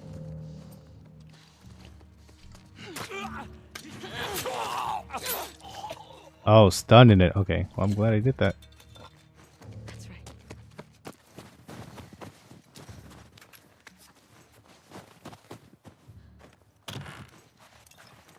Oh my god, okay. Oh! Shucks, I did not mean to do that.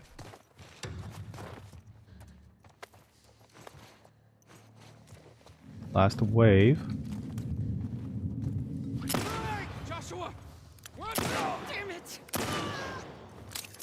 Yeah, dang, dude. Joshua. Don't fuck with me.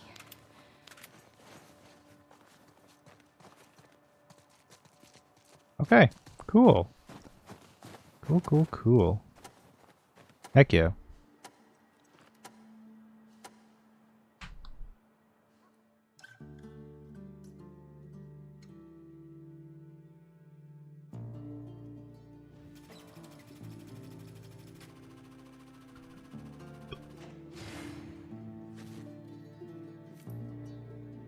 Heck yeah. New character.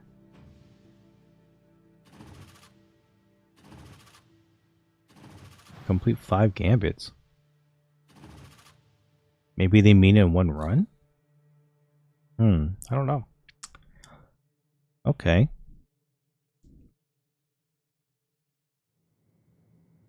Collect my reward. And to think, the Last of Us team was like about to work on a multiplayer game that got canceled. They should have just released it. I don't know what they were thinking. Okay. Well, oh, wait. I saw something I like. I don't think I'm going to need it, but you never know. Can I upgrade my gun? I should be able to. Oh, not for damage, though. Dang, I was short. Okay. Okay. I can have somebody help me. Oh, but it's infected. I really don't want it infected. Hospital. I don't know if it's gonna happen, but I would find it super hilarious if GTA flopped. People were like, "Oh, it's getting bad."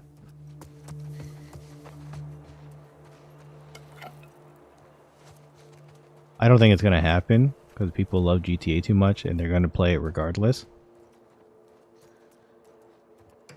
I am curious if they do plan on, like, they have to be making a brand new online mode, right? Like, there's no way that they would just, like, but that's like the weird trade-off is, like, if they make a brand new online mode, they're gonna, like, lose a bunch of players who were, like, playing the GTA 5 online mode. Like, they're just abandoning their player base, you know? I don't know why I did that. I saw somebody like a split second ago.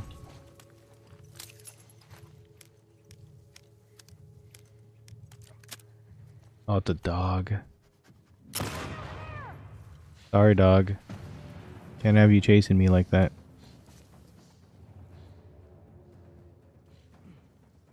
Whoa.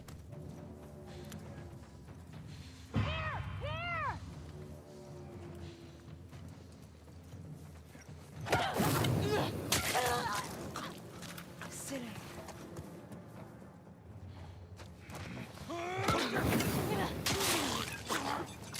That makes sense as to that makes no sense as to why I'm able to do that, but that's kind of crazy cool. Okay. You know it's a good problem when everything you have is full.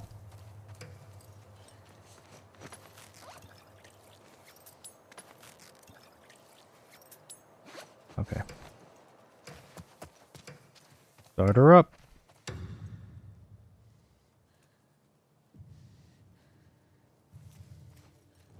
Coming from the same area. Okay. Not too shabby. I just need to melee somebody. That's all I need to do. There's two of them walking together.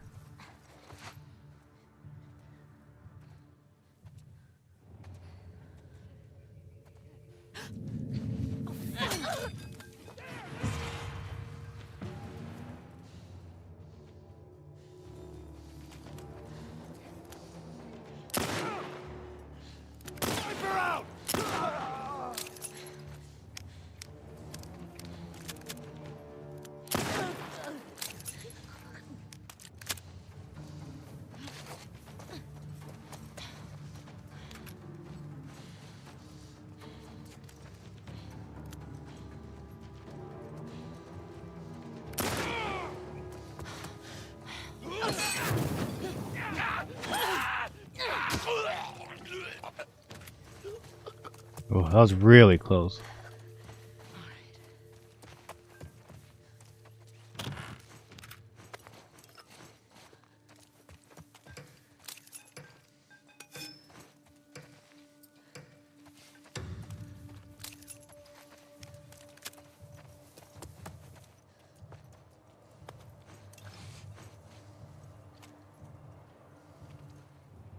They're coming from this way.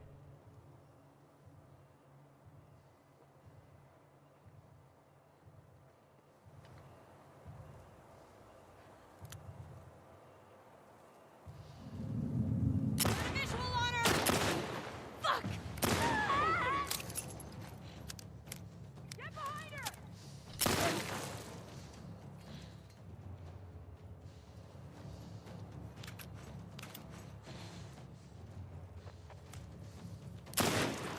Oh ho ho ho. Merry Christmas, dude. Damn. That was real close. Could have died.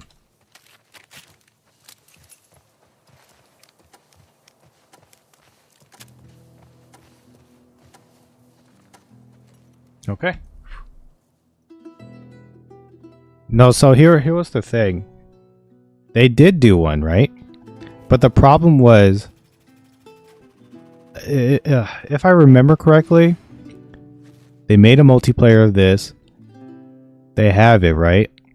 Then they showed it to Bungie because they wanted to get some feedback on, like, if it was like if what they were doing was good, and Bungie was like, "Oh no, there's some like stuff that you could do to make it better." And then Then for whatever reason, like that was the last update that we heard, and then they just canceled it, which is crazy. Because of that too, that wasted so much time from Naughty Dog when they could have been working on that Galactic game, and that game would have already been out, but because freaking the Sony making the dumb decision of we need games as a service, people didn't want it. You know, like if they had never done that, would we have gone to Last of Us 3 already? Who knows? Because they would not have worked on a Last of Us multiplayer game. Why would you want like your best studio to be making a multiplayer game if that's not what they specialize in? Have somebody else do that. You know? Don't have Naughty Dog do it. Have somebody else do it and then have Naughty Dog be like, we like this or we don't like this. You know what I mean? I think the problem also with that is because like if they make Naughty Dog do it, you know, Naughty Dog's engine is so good. So I feel like it would take so long for them to make a game that like looks insanely good and then plays the way that it does.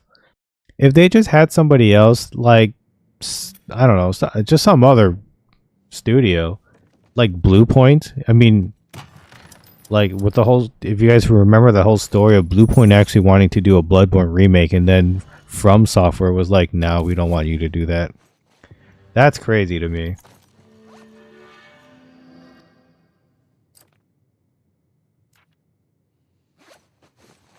I would have loved the Last of Us multiplayer. That would have been great, but it's just unfortunate that's not what we got. I don't want a bow, but I also don't really just want this one weapon. I only have 14. If I was to re-roll and I get a submachine gun, I would be short. So I'm probably just not gonna roll, and I'll just upgrade this revolver as best as I can. Damage for sure. I always will take damage. Yeah, this game's AI is just smart. Like, that's the thing about like, why this game is successful. If the AI in this game was extremely dumb, I don't think The Last of Us would have like been as like good as it is. I think like just the whole package is just carrying a lot. Oh my god. This is where I fail. I hate fighting infected, but I'll try my best. Cause like yeah, like when you shoot, they know where you are, and then like because you in The Last of Us, no one ever really shows up like by themselves, because that's kind of weird. So they always come in a group, which makes sense. So then like one person can just go left, the other like that, like the pincer attack. It makes so much sense to do. But in a game like Call of Duty, like it's just bro soldiers just bro soldiering things. That's why they've been on a decline. You don't really see them like they're not the same no more. They ain't the same. Oh right. The game has to keep telling me, hey buddy, reload, don't forget.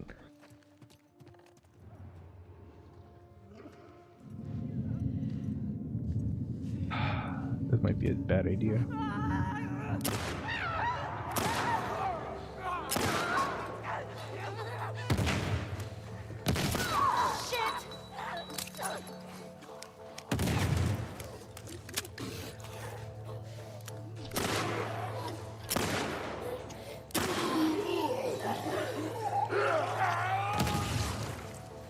I hate that.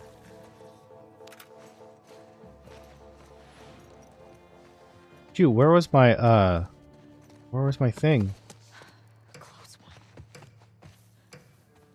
Where is it? Oh, right here. I need all the bullets I can get.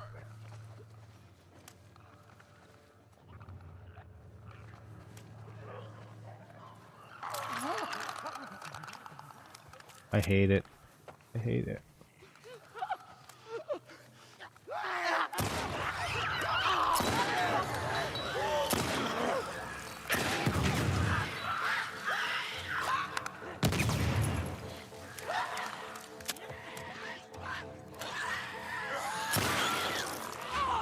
Oh, dear God.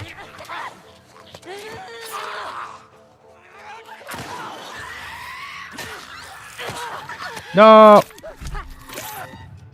God, dude. I hate the infected. I will never be able to complete a run. No way.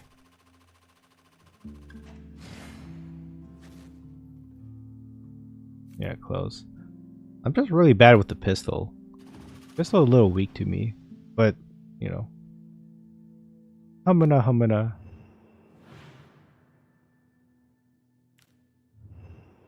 New character unlocked. Okay, so you and an ally will be attacked by a swarm of infected. You will feel if your ally is killed. Oh. Okay. I kind of like this idea of like, you play the run, and whatever happens, happens. And then like, as you keep playing the game incentivizes you by like giving you stuff. There's a new game mode. There is a new weapon. You can now have allies. You can do this and you can do like, that makes so much sense to do.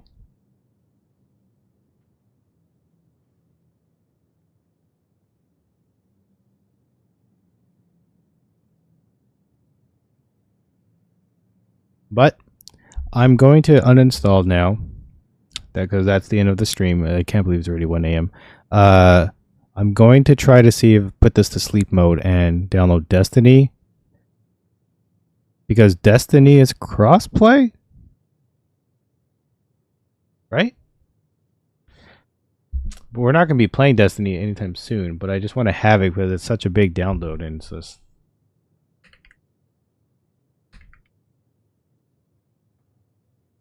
Okay, so yeah, we can play with PlayStation, Xbox, PC, and cloud if anyone does that.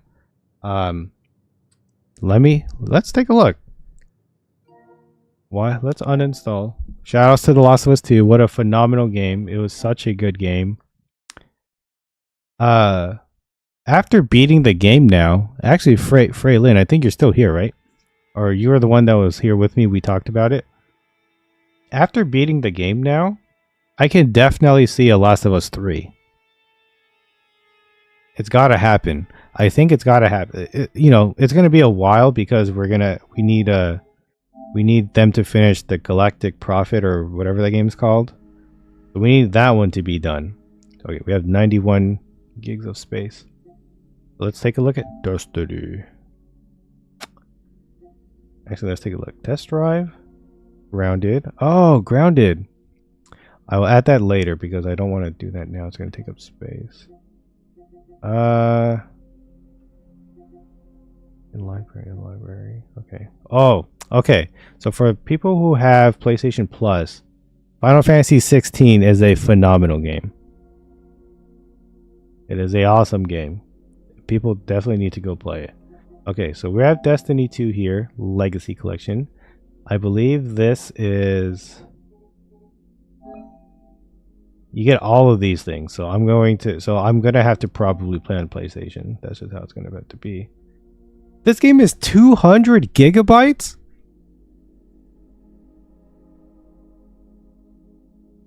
Is that even gonna fit on my console, dude? What the What? That's crazy.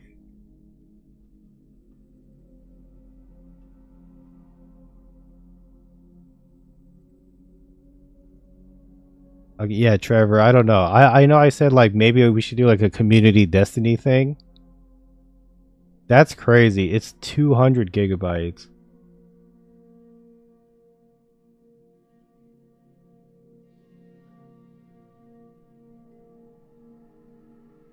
Let me take a look at my hard drive.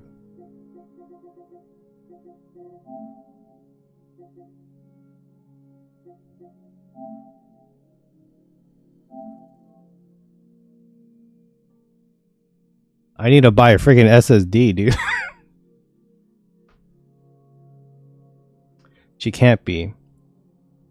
So yeah, that's I think she's not going to be the main character for the entire game unless okay. This one's tough. Last of Us 1 happens, Joel, Ellie, right?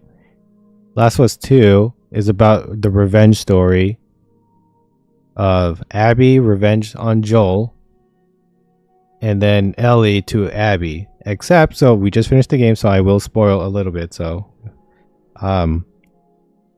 Ellie and Abby fight, but she decides to let her go because, wasn't it because she started to feel like a guilty conscience or whatever? She goes back home to Dina and JJ, but they are not there anymore. So the game, what I think it's going to do is you are going to play as Ellie, but whether or not you play her for the entire game, that one's up in the air. I think she's gonna do that, like, find out where Dina went, where JJ, where both of them, obviously, Tommy, Maria, like what's going on in Jackson or Jacksonville. I think it's called Jackson. So they're gonna find out like about that, and then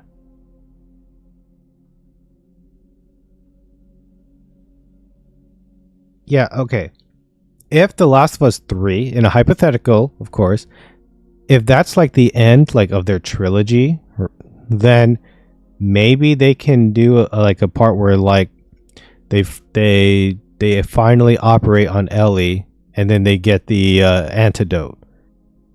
Whether or not the antidote is a success, I don't know, because they don't have an actual, or they don't have the same doctor. It's a different one, so who knows? But I think they might do the same as Last of Us 2, where like they might have multiple protagonists. Like maybe we'll play as Abby again, right, to see what she's been up to with Lev, or like maybe we just see them in the game. Like maybe Abby's story is done because she didn't really avenge her father, but like, no, she did, but then that's all she really wanted. And then anything extra was because like Ellie killed Owen. She loved Owen, so maybe there was that. So who knows what it could be, but like,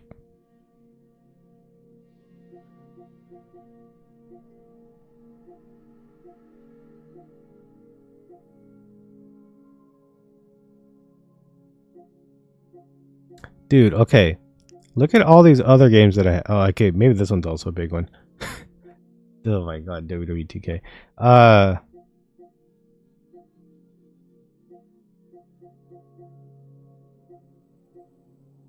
didn't mean that. I could get rid of Neon White. I am done with it now. I forgot why. Was there a reason why I didn't uninstall this yet?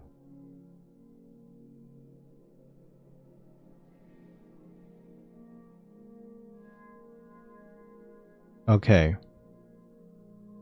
This is what I'm thinking. I play Tekken sometimes, but I don't play a lot. I also do like it, or I want to finish Like a Dragon, but I don't know if that's a stream game or not. I have it here like a just in case. But Tekken, I do enjoy playing Tekken. I'm not good at it, but I don't play it that often. But like that's a free 100 gigs that I can get.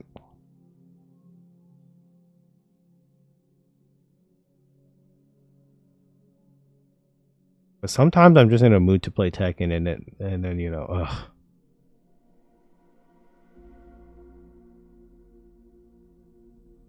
ugh. Yeah, so when Abby was the way that she and Lev looked when they were like doing the whole hanging thing, you can tell she was like, she didn't have energy. How she was able to survive all those freaking LE knife attacks is beyond me. Like that's crazy.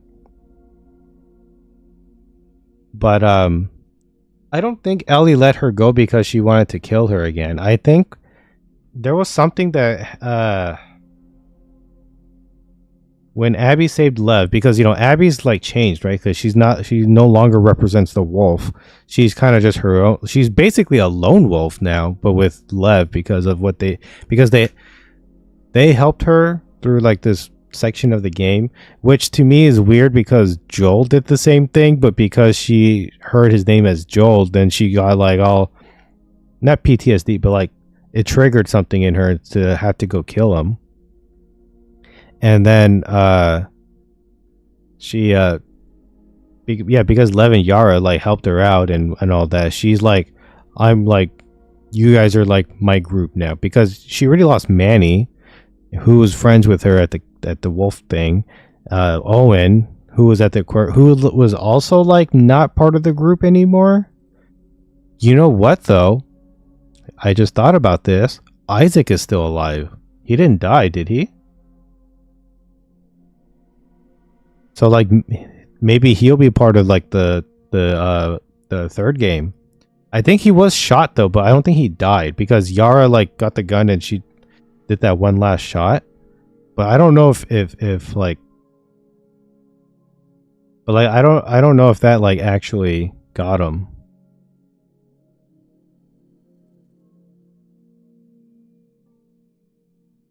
Yeah, that's tough. I don't know. Okay, so here's the thing. I might have to actually just get rid of Tekken 8. Once I do that, I'll have about 110? No, I'm stupid. I'll have about 200. Yeah, I'll have about 200 actually.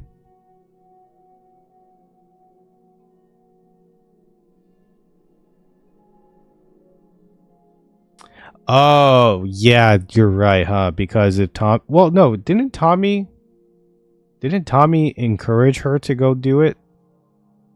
Dina was like, "Don't go." Dina was like, "Just stay. You don't need to go. You don't need to whatever." But then Ellie was like, "I have to."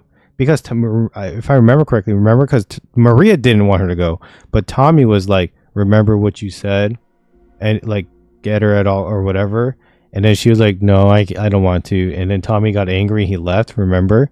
And then but then Dina was like, "Oh, you don't have to. Like, just stay." But you know, of course, she didn't know that like the person was hanging or whatever. Like, she just thought Abby was just chilling at this island. But like, yeah, if she had just listened to Dina, then Abby would have. But the I guess, and this is not like, you know, this is just what I'm thinking. I think she wanted to be the one to kill her herself. Because remember, Abby killed Joel. If she was like, oh, like, you know, like, just let Abby stay there, she'll die eventually, whatever. I think Ellie just wanted to be the one to get rid of Abby herself. Like, that's the... I don't have an external drive. That's the problem. I only have the console space. I don't have an external. If I had an external, like this would have been easy peasy. But I actually don't. I never thought I'd need it because originally I thought the PS5 was going to have at least a terabyte. But it didn't. It only came with like 800 something, which I thought was really dumb. And because now with the whole RAM crisis and computer part crisis because of, you know, AI, you know, all this. Like, I bought an SSD recently, but it was for my Mac. It wasn't even for this. I should have bought one for my PS5. That would have been... If I had known the whole RAM crisis was going to happen, I should have bought one when it was cheaper. So now I just have to just uninstall things. If I do uninstall this, that would be 200. But then the PlayStation forces you to have to leave some space so that it can update or something. Let's see. How much was it again? It was 2 what? 210. I would have to get rid of Tekken and like maybe like Wuchang or something like that.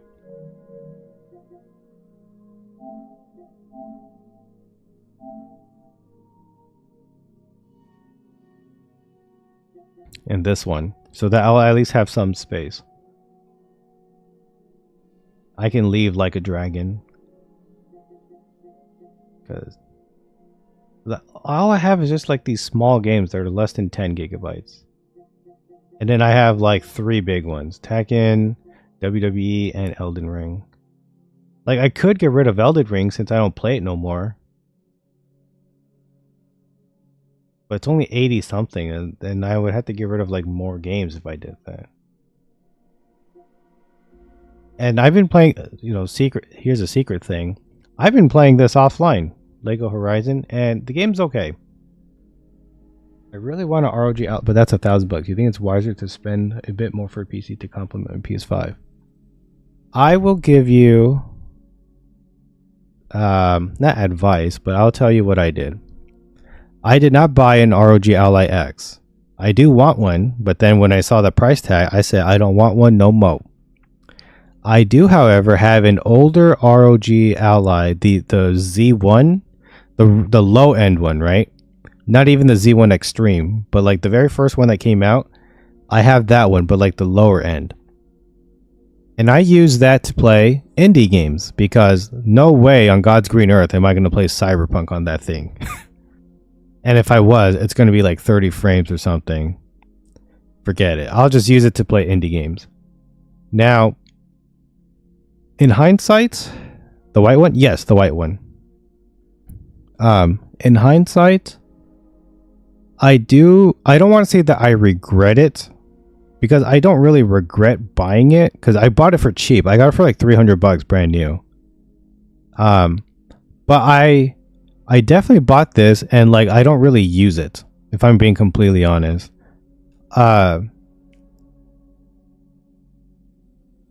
It's hard for me. It's okay. So you're saying to complement your PS5 is your PS5 like, I want my TV, I'm sitting on a couch, sitting somewhere like in front of TV and just enjoying my game? Is that basically how you do it? Because I'm a little different, right? Because my PS5's on it's hooked up to TV, but it's hooked up to my PC so that I can stream it. The ROG Ally that I have, I use it to like, I only play it that's the thing. I don't even play it a lot. I play it sometimes, like very rarely. I play on my Switch way more because I just like this Nintendo Switch. I don't like the button stuff, but because the ROG Ally is like it is a PC, but but that's the thing. Like, I bought it because I thought I was going to be going out more, like, and then like I have it with me so I can just play. But that thing, like the battery life on it is awful. It's only like if I'm lucky, I could get like 2 hours. But like with the ROG Ally X, or like the $1,000 one, it depends on the game that you play. Yes, that one can play AAA games like better than the one I have for sure. But like, if you were to spend $1,000, wouldn't you want to get like a gaming laptop? Because that one would probably run games better in my right? Because that, I understand the form factor and like how many things you have to carry for that thing, but like, that's the thing about the ROG Ally. Like, it's cool. I just feel like it's not really worth $1,000. Like, even if you were stinking rich. And that's the thing too. It's like, my mistake was I saw a good deal and I just went for it. I didn't think about, well, what am I using it for?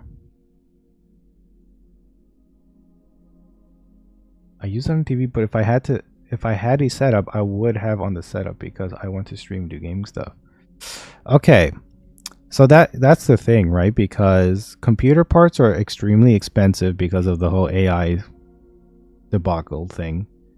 $1,000 honestly is not going to get you a beast of a computer anymore.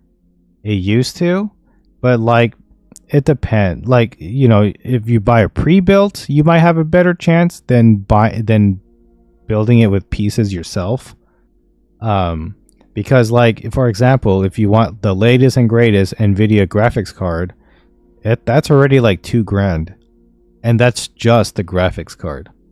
My system's a bit older. I have the 3070, but I also bought my computer off of somebody because my cousin built it.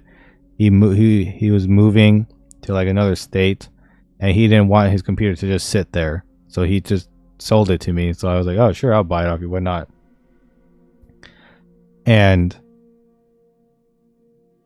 So I was like, but this was like years ago, right? So it was around the 3070.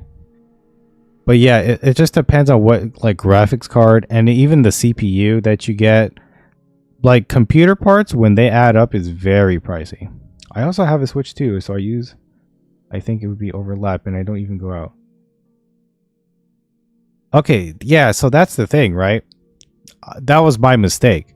I thought I was going to be playing this ROG Ally a lot because I thought I might be going out, but then I don't. Or if I did go out, I also have a Switch that I trying to finish Digimon on, and I just mainly just end up playing that instead. ROG Ally 2 also is pretty loud because there's fans in it, so like you can hear the fans while you're like, especially if it's working hard. You know, if you wanted to play Cyberpunk for whatever reason on the go, the fans will kick in and it's be kind of loud. So like if you're trying to be mindful as well with like around if you don't care, then you don't care. But like if you are like me and you're trying to be mindful, you can't be having that thing and you're playing and then it's just, you know. Of course, the cool thing about it is you can tweak settings and stuff, but just know that like if you're playing like, you know, Cyberpunk, it's gonna cause a lot. But like if you're playing something like Balatro, where like it's just an indie game, like if you bought this machine mainly to play indie games on your bed, then this is a great machine. But at the same time, like you mentioned, you already have a Switch too. And if you ROG Ally, the cool thing about that is it technically just uses Windows, right? So like you can use Steam, you can use Xbox app, you can use Epic Game Store. If you're like me and you collect the free games on Epic Game Store like every week, like that's the reason why I chose that over Steam Deck, was because of that. But yeah, personally, I don't really end up using it that much. I just have it laying next to my bed, but I don't really, because like I do play mobile games as well. So I'm mainly just playing mobile games, and then I'm like, all right, time to go to bed. And then I really don't ever like play my ROG Ally.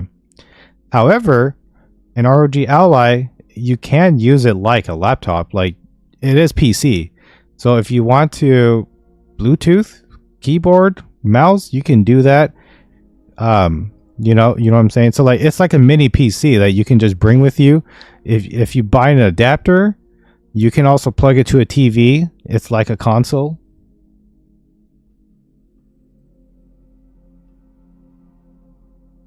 Okay, if you want to actually do that type of stuff, like editing and making content, then yes, getting a PC is the right thing to do rather than getting an ROG Ally. And ROG, like I said, ROG Ally, technically you can do all these things, but if you're like video editing, it's a really small screen, so like that's not going to be good, especially if you do it based off that. Computer though, you know, you do have to buy monitors, you have to buy a mouse and keyboard. You can use, if you have a control, like a PlayStation 5 specifically controller or an Xbox controller, it can, like, if your computer has Bluetooth, it can just connect like so much easier. PS4, there you have to do some workarounds, download some programs. That's a little more of a headache. If you have a PS5 controller, it's just so much better. Like I had an extra controller laying around, so I just used that on my PC. But yeah, if you actually want to like edit and all that stuff, and you don't want to edit on your phone, because if you want to stream or if you want to record content, having a computer is so much better.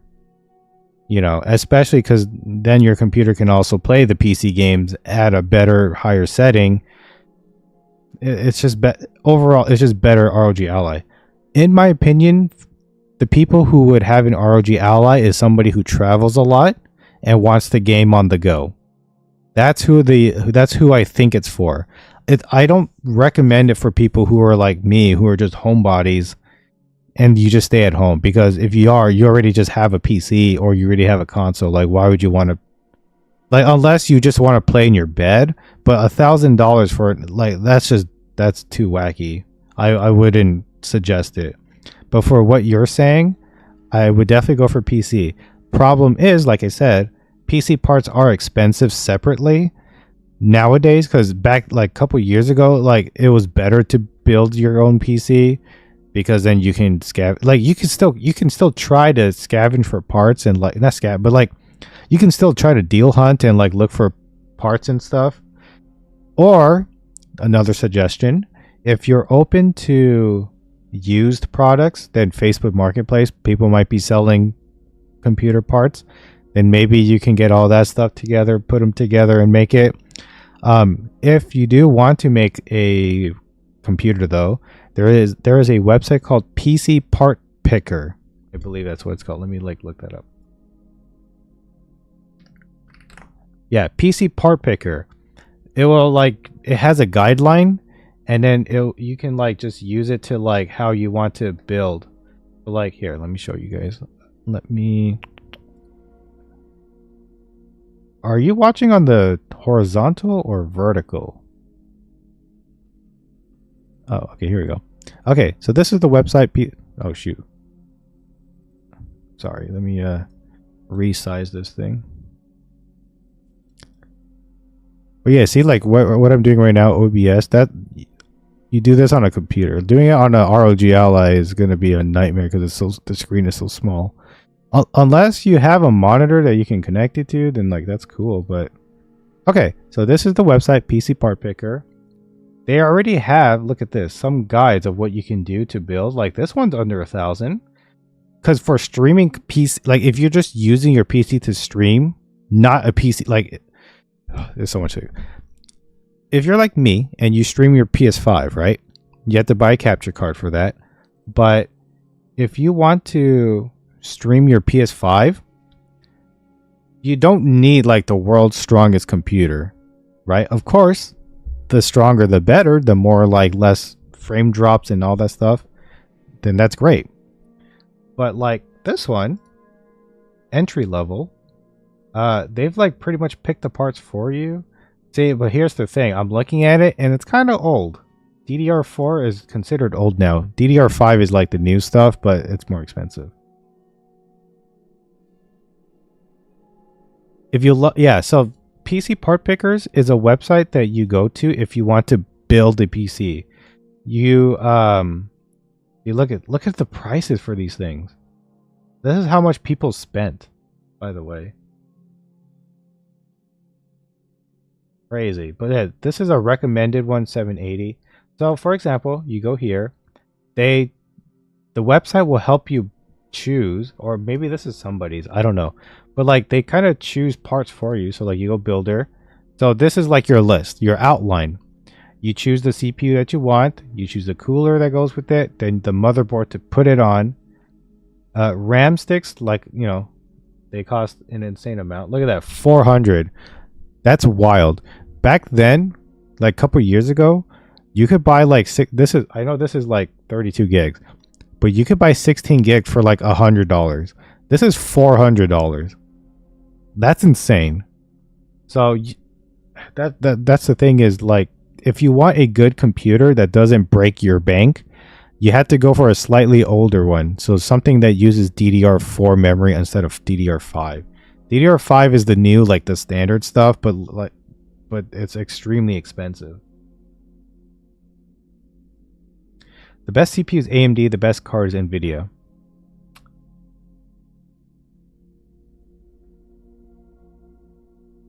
That's tough to say. I know a lot of people like Intel for CPUs. But yes, I guess technically you're right. AMD is the king right now for CPU. AMD also does do graphics cards that aren't bad. The difference is just like AMD graphics cards are really good. But because Nvidia is the one like pushing AI forward and like put in a, you know, personally in a bad way. But like Nvidia is like, their cards are expensive because they know people will buy it for like $2,000. Versus like an AMD card, you can get one that's like kind of on par. Like, yes, Nvidia is like a little bit better, but if you go with AMD, you will save yourself a lot of money. So, for example, let's go here. This one is a Radeon, so this is Nvidia. This one is a 9060. So this one, I don't think, no, the 50 series is what's better, right? No, it's not. This is actually better. But these things are big. You also, like, for these really big ones, you might have to actually buy a thing that holds it, which is crazy. So yeah, so this is like $460. I guess it's not $2,000 anymore. It probably went down by a bit, so that's pretty good. But like this one, oh my god, look at this. This thing is $1,200 or $12,000. What the heck? I don't even know why this thing is $12,000. That's ridiculous.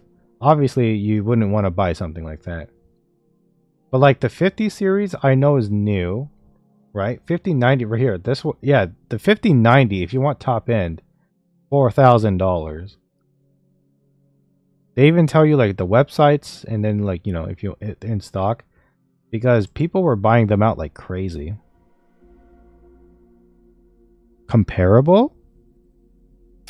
PS5 is old. If you're like me and you have the OG PS5, PS5 is old now. But here, let me see. Because the difference is like now,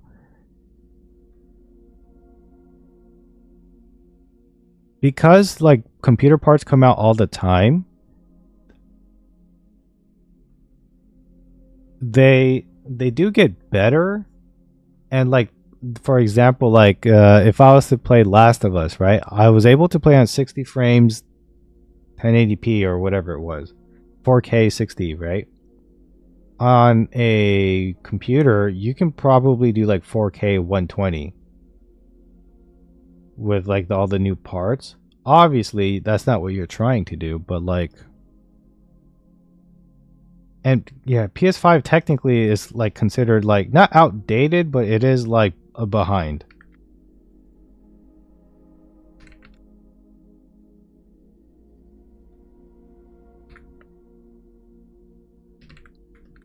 There's a guy on YouTube. His name is Linus Tech Tips. I don't know if you've heard of him, but he mainly talks about computer stuff. Like he has videos of like, oh, let's try to build a PC with that's similar to a PS5.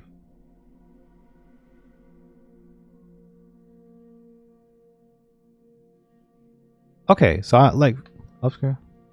Yeah, see that's the thing. Upscale, if as long as you're okay with upscale, then that's already a good start. So I'm looking at this is an AI summary, but oh, here you go. Look, I will show you this. This is the guy I'm talking about. The guy right here in the middle.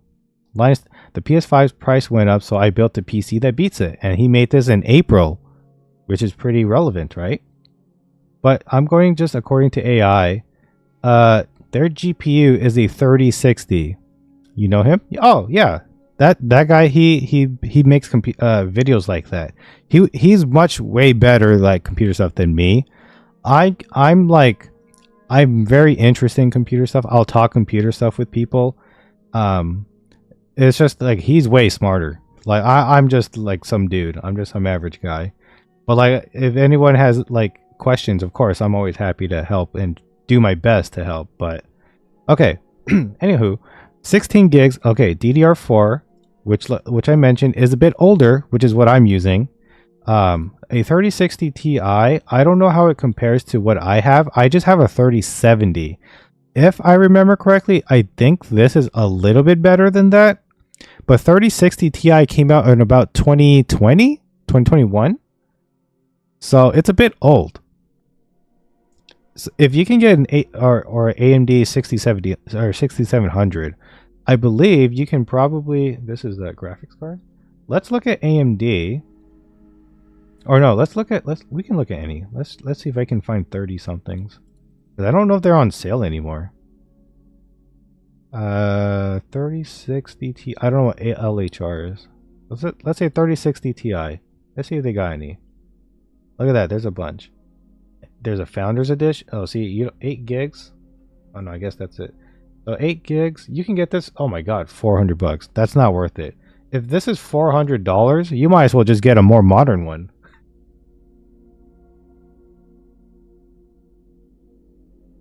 Yeah, at Amazon for 4. No, I would not buy that then. Like uncheck it. Go back to the original 400, right? If you a 9060, if you just paid an extra $60, you already get like a brand new graphics card that's amazing. Oh, okay. I can explain it. So real quick, I'm supposed to actually have stopped streaming like an hour ago, but I'll try to explain to you that real quick. A 5060, right? The naming structure is a little silly, but the most important thing is the last two numbers. The higher the number, they don't ever do like 5010 or they start off with 5060. So 6 is the lowest, 7 is second, and then 8, and then 9 is the highest. They usually just do like 4. So for example, 50, 60, 70, 80, and 90. Actually, I don't even know if they even do 80. And I'm a liar because apparently there's a 50-50. Okay, I guess... Oh, there is an 80. Okay, so they do 50, 60, 70, 80, 90. The higher the number, the better it is. The problem is the higher the number, the more it costs. 50-50, don't ever buy anything that ends with 50 for NVIDIA. It is really bad. Like, awful. Don't ever... Like, it might as well just be a paperweight. Like, that's how bad it is. The sweet spot is 70. Because that's, like, in the middle. It's, like, not the best, but it's not the worst. It's, like... It's a strong middle. I always recommend something with 70. AMD, you can also kind of follow the same suit of like the last two numbers. The higher, the better. See? So for example, this is from Gigabyte, which is the same company. They have a 9060 and a 9070. 70 is better than 60. As you can tell by the prices here. It is better. However, for AMD, I don't think I don't know if they do a 9090.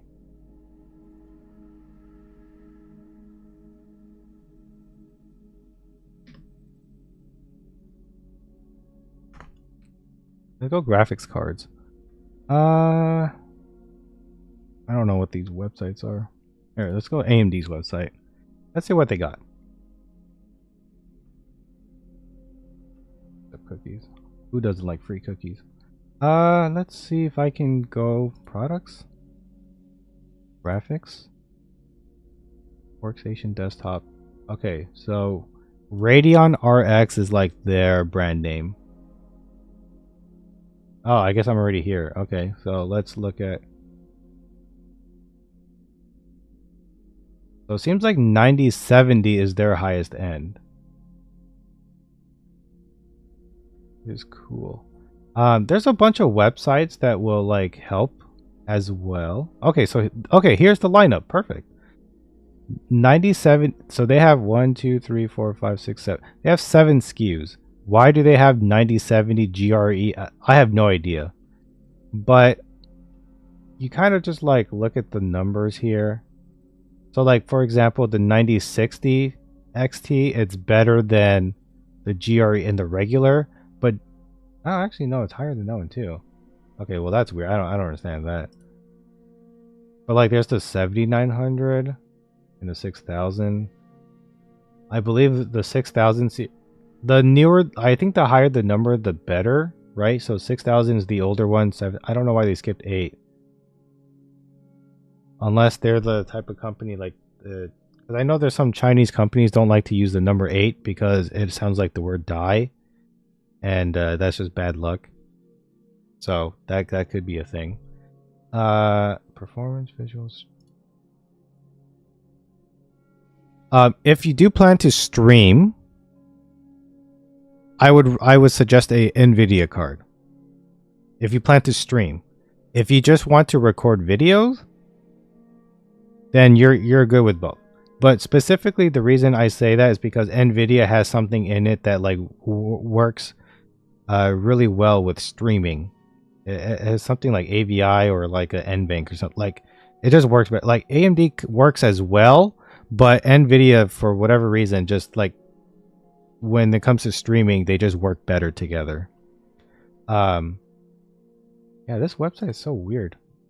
But like they show you stuff like this, with like the what do you call that thing? The well, whatever. Anyway, so they do this right because they tell you what games you play, or like if any of these are the games you play, they tell you how much they. Well, if you play on 4K, this is what you can get on average.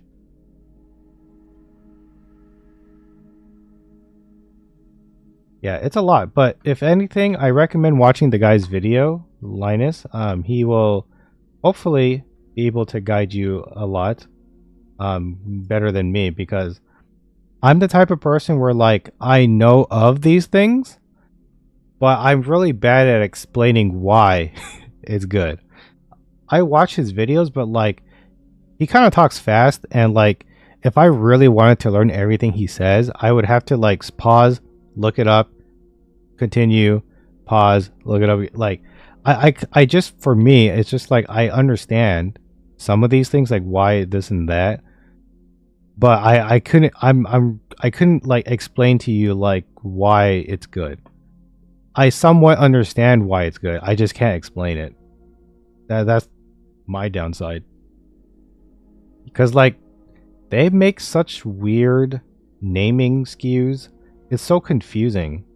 Because if maybe I'm wrong and maybe the 9000 is not the highest or something. But no, that can't be right because it seems like it is.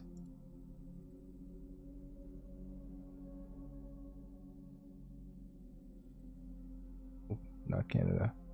But anyway, I use this website to pick out parts. Because if you pick parts and like there's something that's not compatible with the computer, this website would be like, oh, it's not going to work.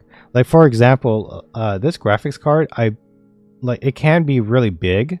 The picture is not a good example, but like they can be really big, and like if you put it on, if you choose a case that's like too small, they'll tell you like, oh, it won't fit because your case is small or like your graphics card is too big or something like that. But yeah, if you want to build one, then you would go to something like this. If you want to as well, like I mentioned, you could always just buy a pre-built one so that like that's one less of a headache, and everything will like because they usually test things and then like boot up Windows and stuff for you and all that, and then they send it to you. So like they build it for you, you know. It's just you just have to pay a fee of someone building it for you. But if you do want to actually build it yourself, I recommend something like a PC part picker where you get to pick your pieces one at a time. You can also like once you build it, you can send people a link so that they can look at it. Like there's Reddits and stuff that you can go to, or even forums where like, hey, is this good for this price? And then people will like there might be people out there that help you. Or if you want to come back to me, then I can always take a look at it as well. You know, stuff like that. Like, of course, you don't have to fill out everything, especially like, oh, I already have a monitor that I like. Then you don't need to add a monitor. You know what I mean? But like every other part, you're probably going to need. Like CPU, you definitely need a CPU cooler because then, or else your thing's going to heat up and then what, you know, it's not going to work properly. The motherboard is the big piece that like you put all the pieces on top or on top of, so it's like your skeleton. CPU is your brain. Motherboard is like your skeleton. Memory is like the energy or whatever you need to work. And if you're like me and you're like you hoard tabs a lot, that's what memory is. Storage, you know, storage. Storage though, if you can't, oh, actually, yeah, it's right here. Like you don't want to buy something like this unless you're just like, oh, I just need a place to store all of my pictures or store all of my this and that.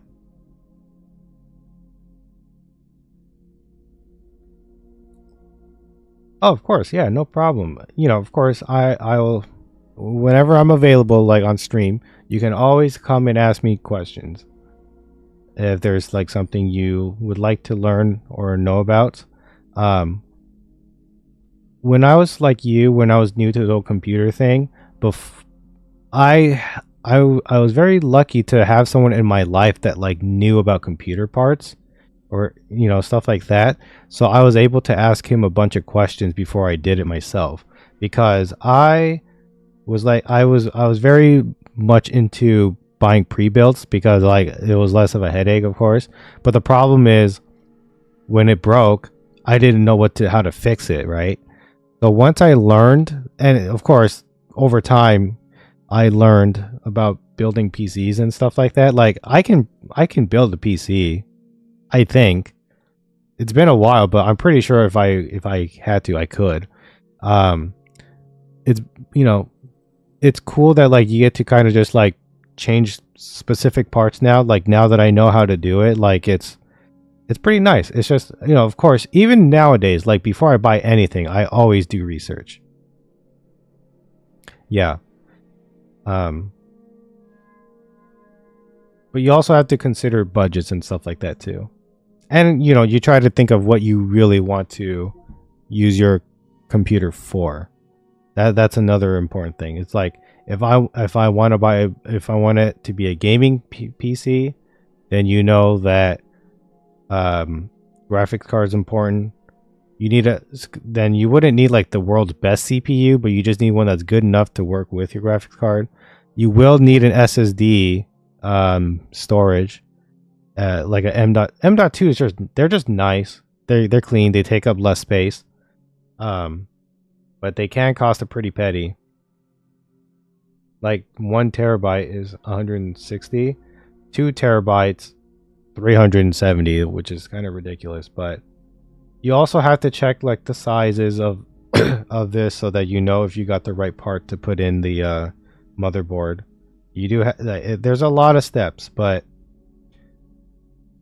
try one advice I can give is try not to take too much information at a time. Just take it one step at a time. You don't want to have too much and then like overwhelm yourself, because that would suck, you know what I mean? But I believe in you. And yeah, don't get that ROG Ally. What CPU is good for gaming? Like a Series 7? Are you looking at AMD or are you looking at Intel? Okay. Hold on. Don't tell me your actual location, okay? But there's a website called Micro Center. Okay? They don't have that many. If you happen to live near one, that's like you just hit a jackpot here. And the reason I say that is because they actually do something that I think it's really cost saving. So they do these things right here, bundles, where they comes with motherboards, the CPUs that work well with the motherboard, and sometimes if you're lucky, they also give RAM sticks. The bad thing about this is that if you buy an Intel, you don't get a CPU cooler. AMD, here's a tip. You see this AMD 7, right? It's a very thin box. This one does not come with a free CPU cooler. If you bought something like this, where it's bigger, there might be a CPU cooler inside. That's one way to save some money. Oh, see right here, includes cooler? No. So this one actually doesn't. But if I went with an AMD 5, this is older, but you see, it comes with a cooler.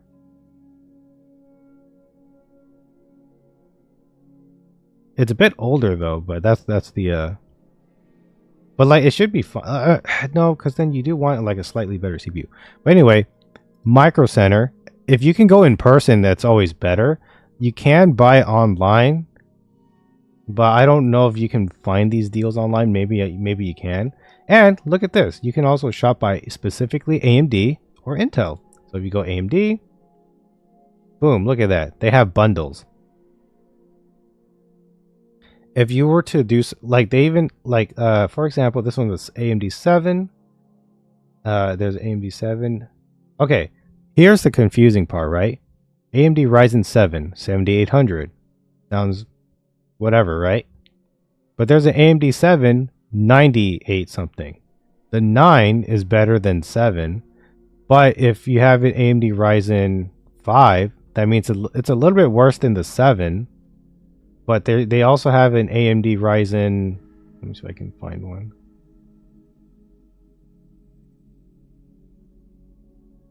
They have an AMD Ryzen 9. So like, of course, it costs more or whatever, but like yeah, you just have to do a bunch of research. But like, look at like, see, like for example, this one's already 1400. If your budget was 1000, this already like breaks your budget. So that stinks, right? So instead, you would just rather do something like maybe this one. It's a bit older, but it's only 400, and it comes with oh yeah, no graphics card though. But this one might be a bit older, so like you would have to probably just get. But then like that graphics card we saw for the 3060 was $400, which is crazy. But they also sell graphics cards here as well. Like this place is like literally just computers. If you're also super duper cheap like me, some graphics cards will come with like a free game. I bought no, never mind. That was a Yeti microphone. But I bought a microphone and I only bought it because it came with Far Cry 5. Other than that, I would not have picked that microphone. But yeah, they have like, you can shop by brand, which doesn't really matter personally. But oh my god, look at that. 3500, 3600 for that. You can get a Radeon 9070 triple fan with 16 for $670, or you can get a 5070 for 600. You know, but like Radeon or Nvidia, you can go with AMD. So many choices.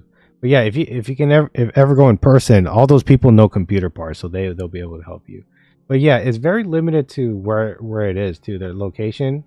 They don't have that many stores.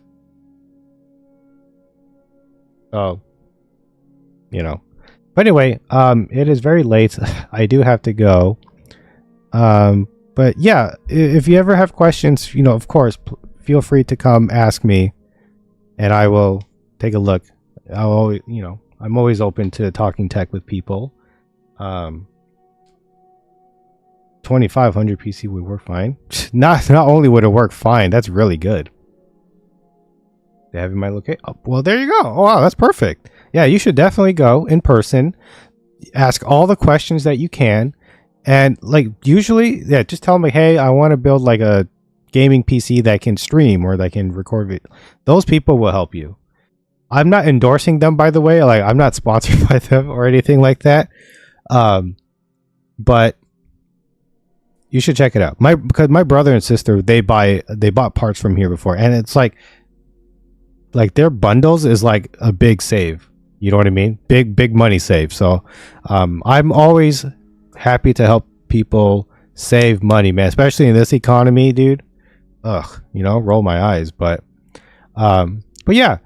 Do that, and then if you ever go, you gotta let me know what you went with. You don't have to tell me the price because I don't need to know that, but just let me know what parts you end up picking and stuff like that, or if any of your other questions get answered. I would love to hear your story.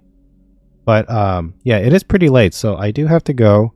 But thanks for watching. Shout outs to you, Fraylin. Good luck with that. Good luck with your computer parts search. Hopefully you're going to get yourself a beast of a computer. I'm telling you right now. It's going to be way better than mine. And actually, you know what? Don't tell me what parts you get, because I don't want to know how much better your computer is compared to mine, because I haven't upgraded mine in forever. So you know what? Yeah, call me jealous. You know what? Shadow ban. No, I'm just kidding. Could you admit, that's not surprising to see somebody who like gets really jealous and they go, all right, shadow ban. No, but I'm just kidding. You know, I'm playing around. But shout outs to you. Good luck with that. Good luck in finding. Hopefully you get all the right pieces. Hopefully they all work perfectly for you. I'm looking forward to your PC journey. It's only better now, but until you get it, you know. Shout outs to Rodrigo. Congratulations on getting that new job, sous chef. That's huge. That's really big. Shout outs to you. Shout outs to Liquid Form for being a real one, being good, being a good guy, and of course my moderator Trevor. He's always here. In 2 months, okay. Yeah, let me know, and then just do a little bit of studying, watch some videos and stuff like that. Just a little bit, just here and there. Don't force yourself to. Don't consume too much content. Just watch enough. But of course, shout outs to Trevor, my main man, my big modski. Appreciate you, big dog, for always being here, always being like the first one to show up. I appreciate you. You know that. And shout outs to like everybody else who's always been watching my streams, keeping me company. I'm in a good mood today. Not yesterday, but I'm in a good mood today. Yeah, yesterday kind of sucked a little bit, but it has nothing to do with the stream. It was just what happened during the day. But anyway, that's it. Thanks for watching. And I'll see you guys tomorrow, where we announce what new game we're playing next tomorrow. It's either Shadow of the Colossus or Metaphor. Be on the lookout. All right. Bye, everybody.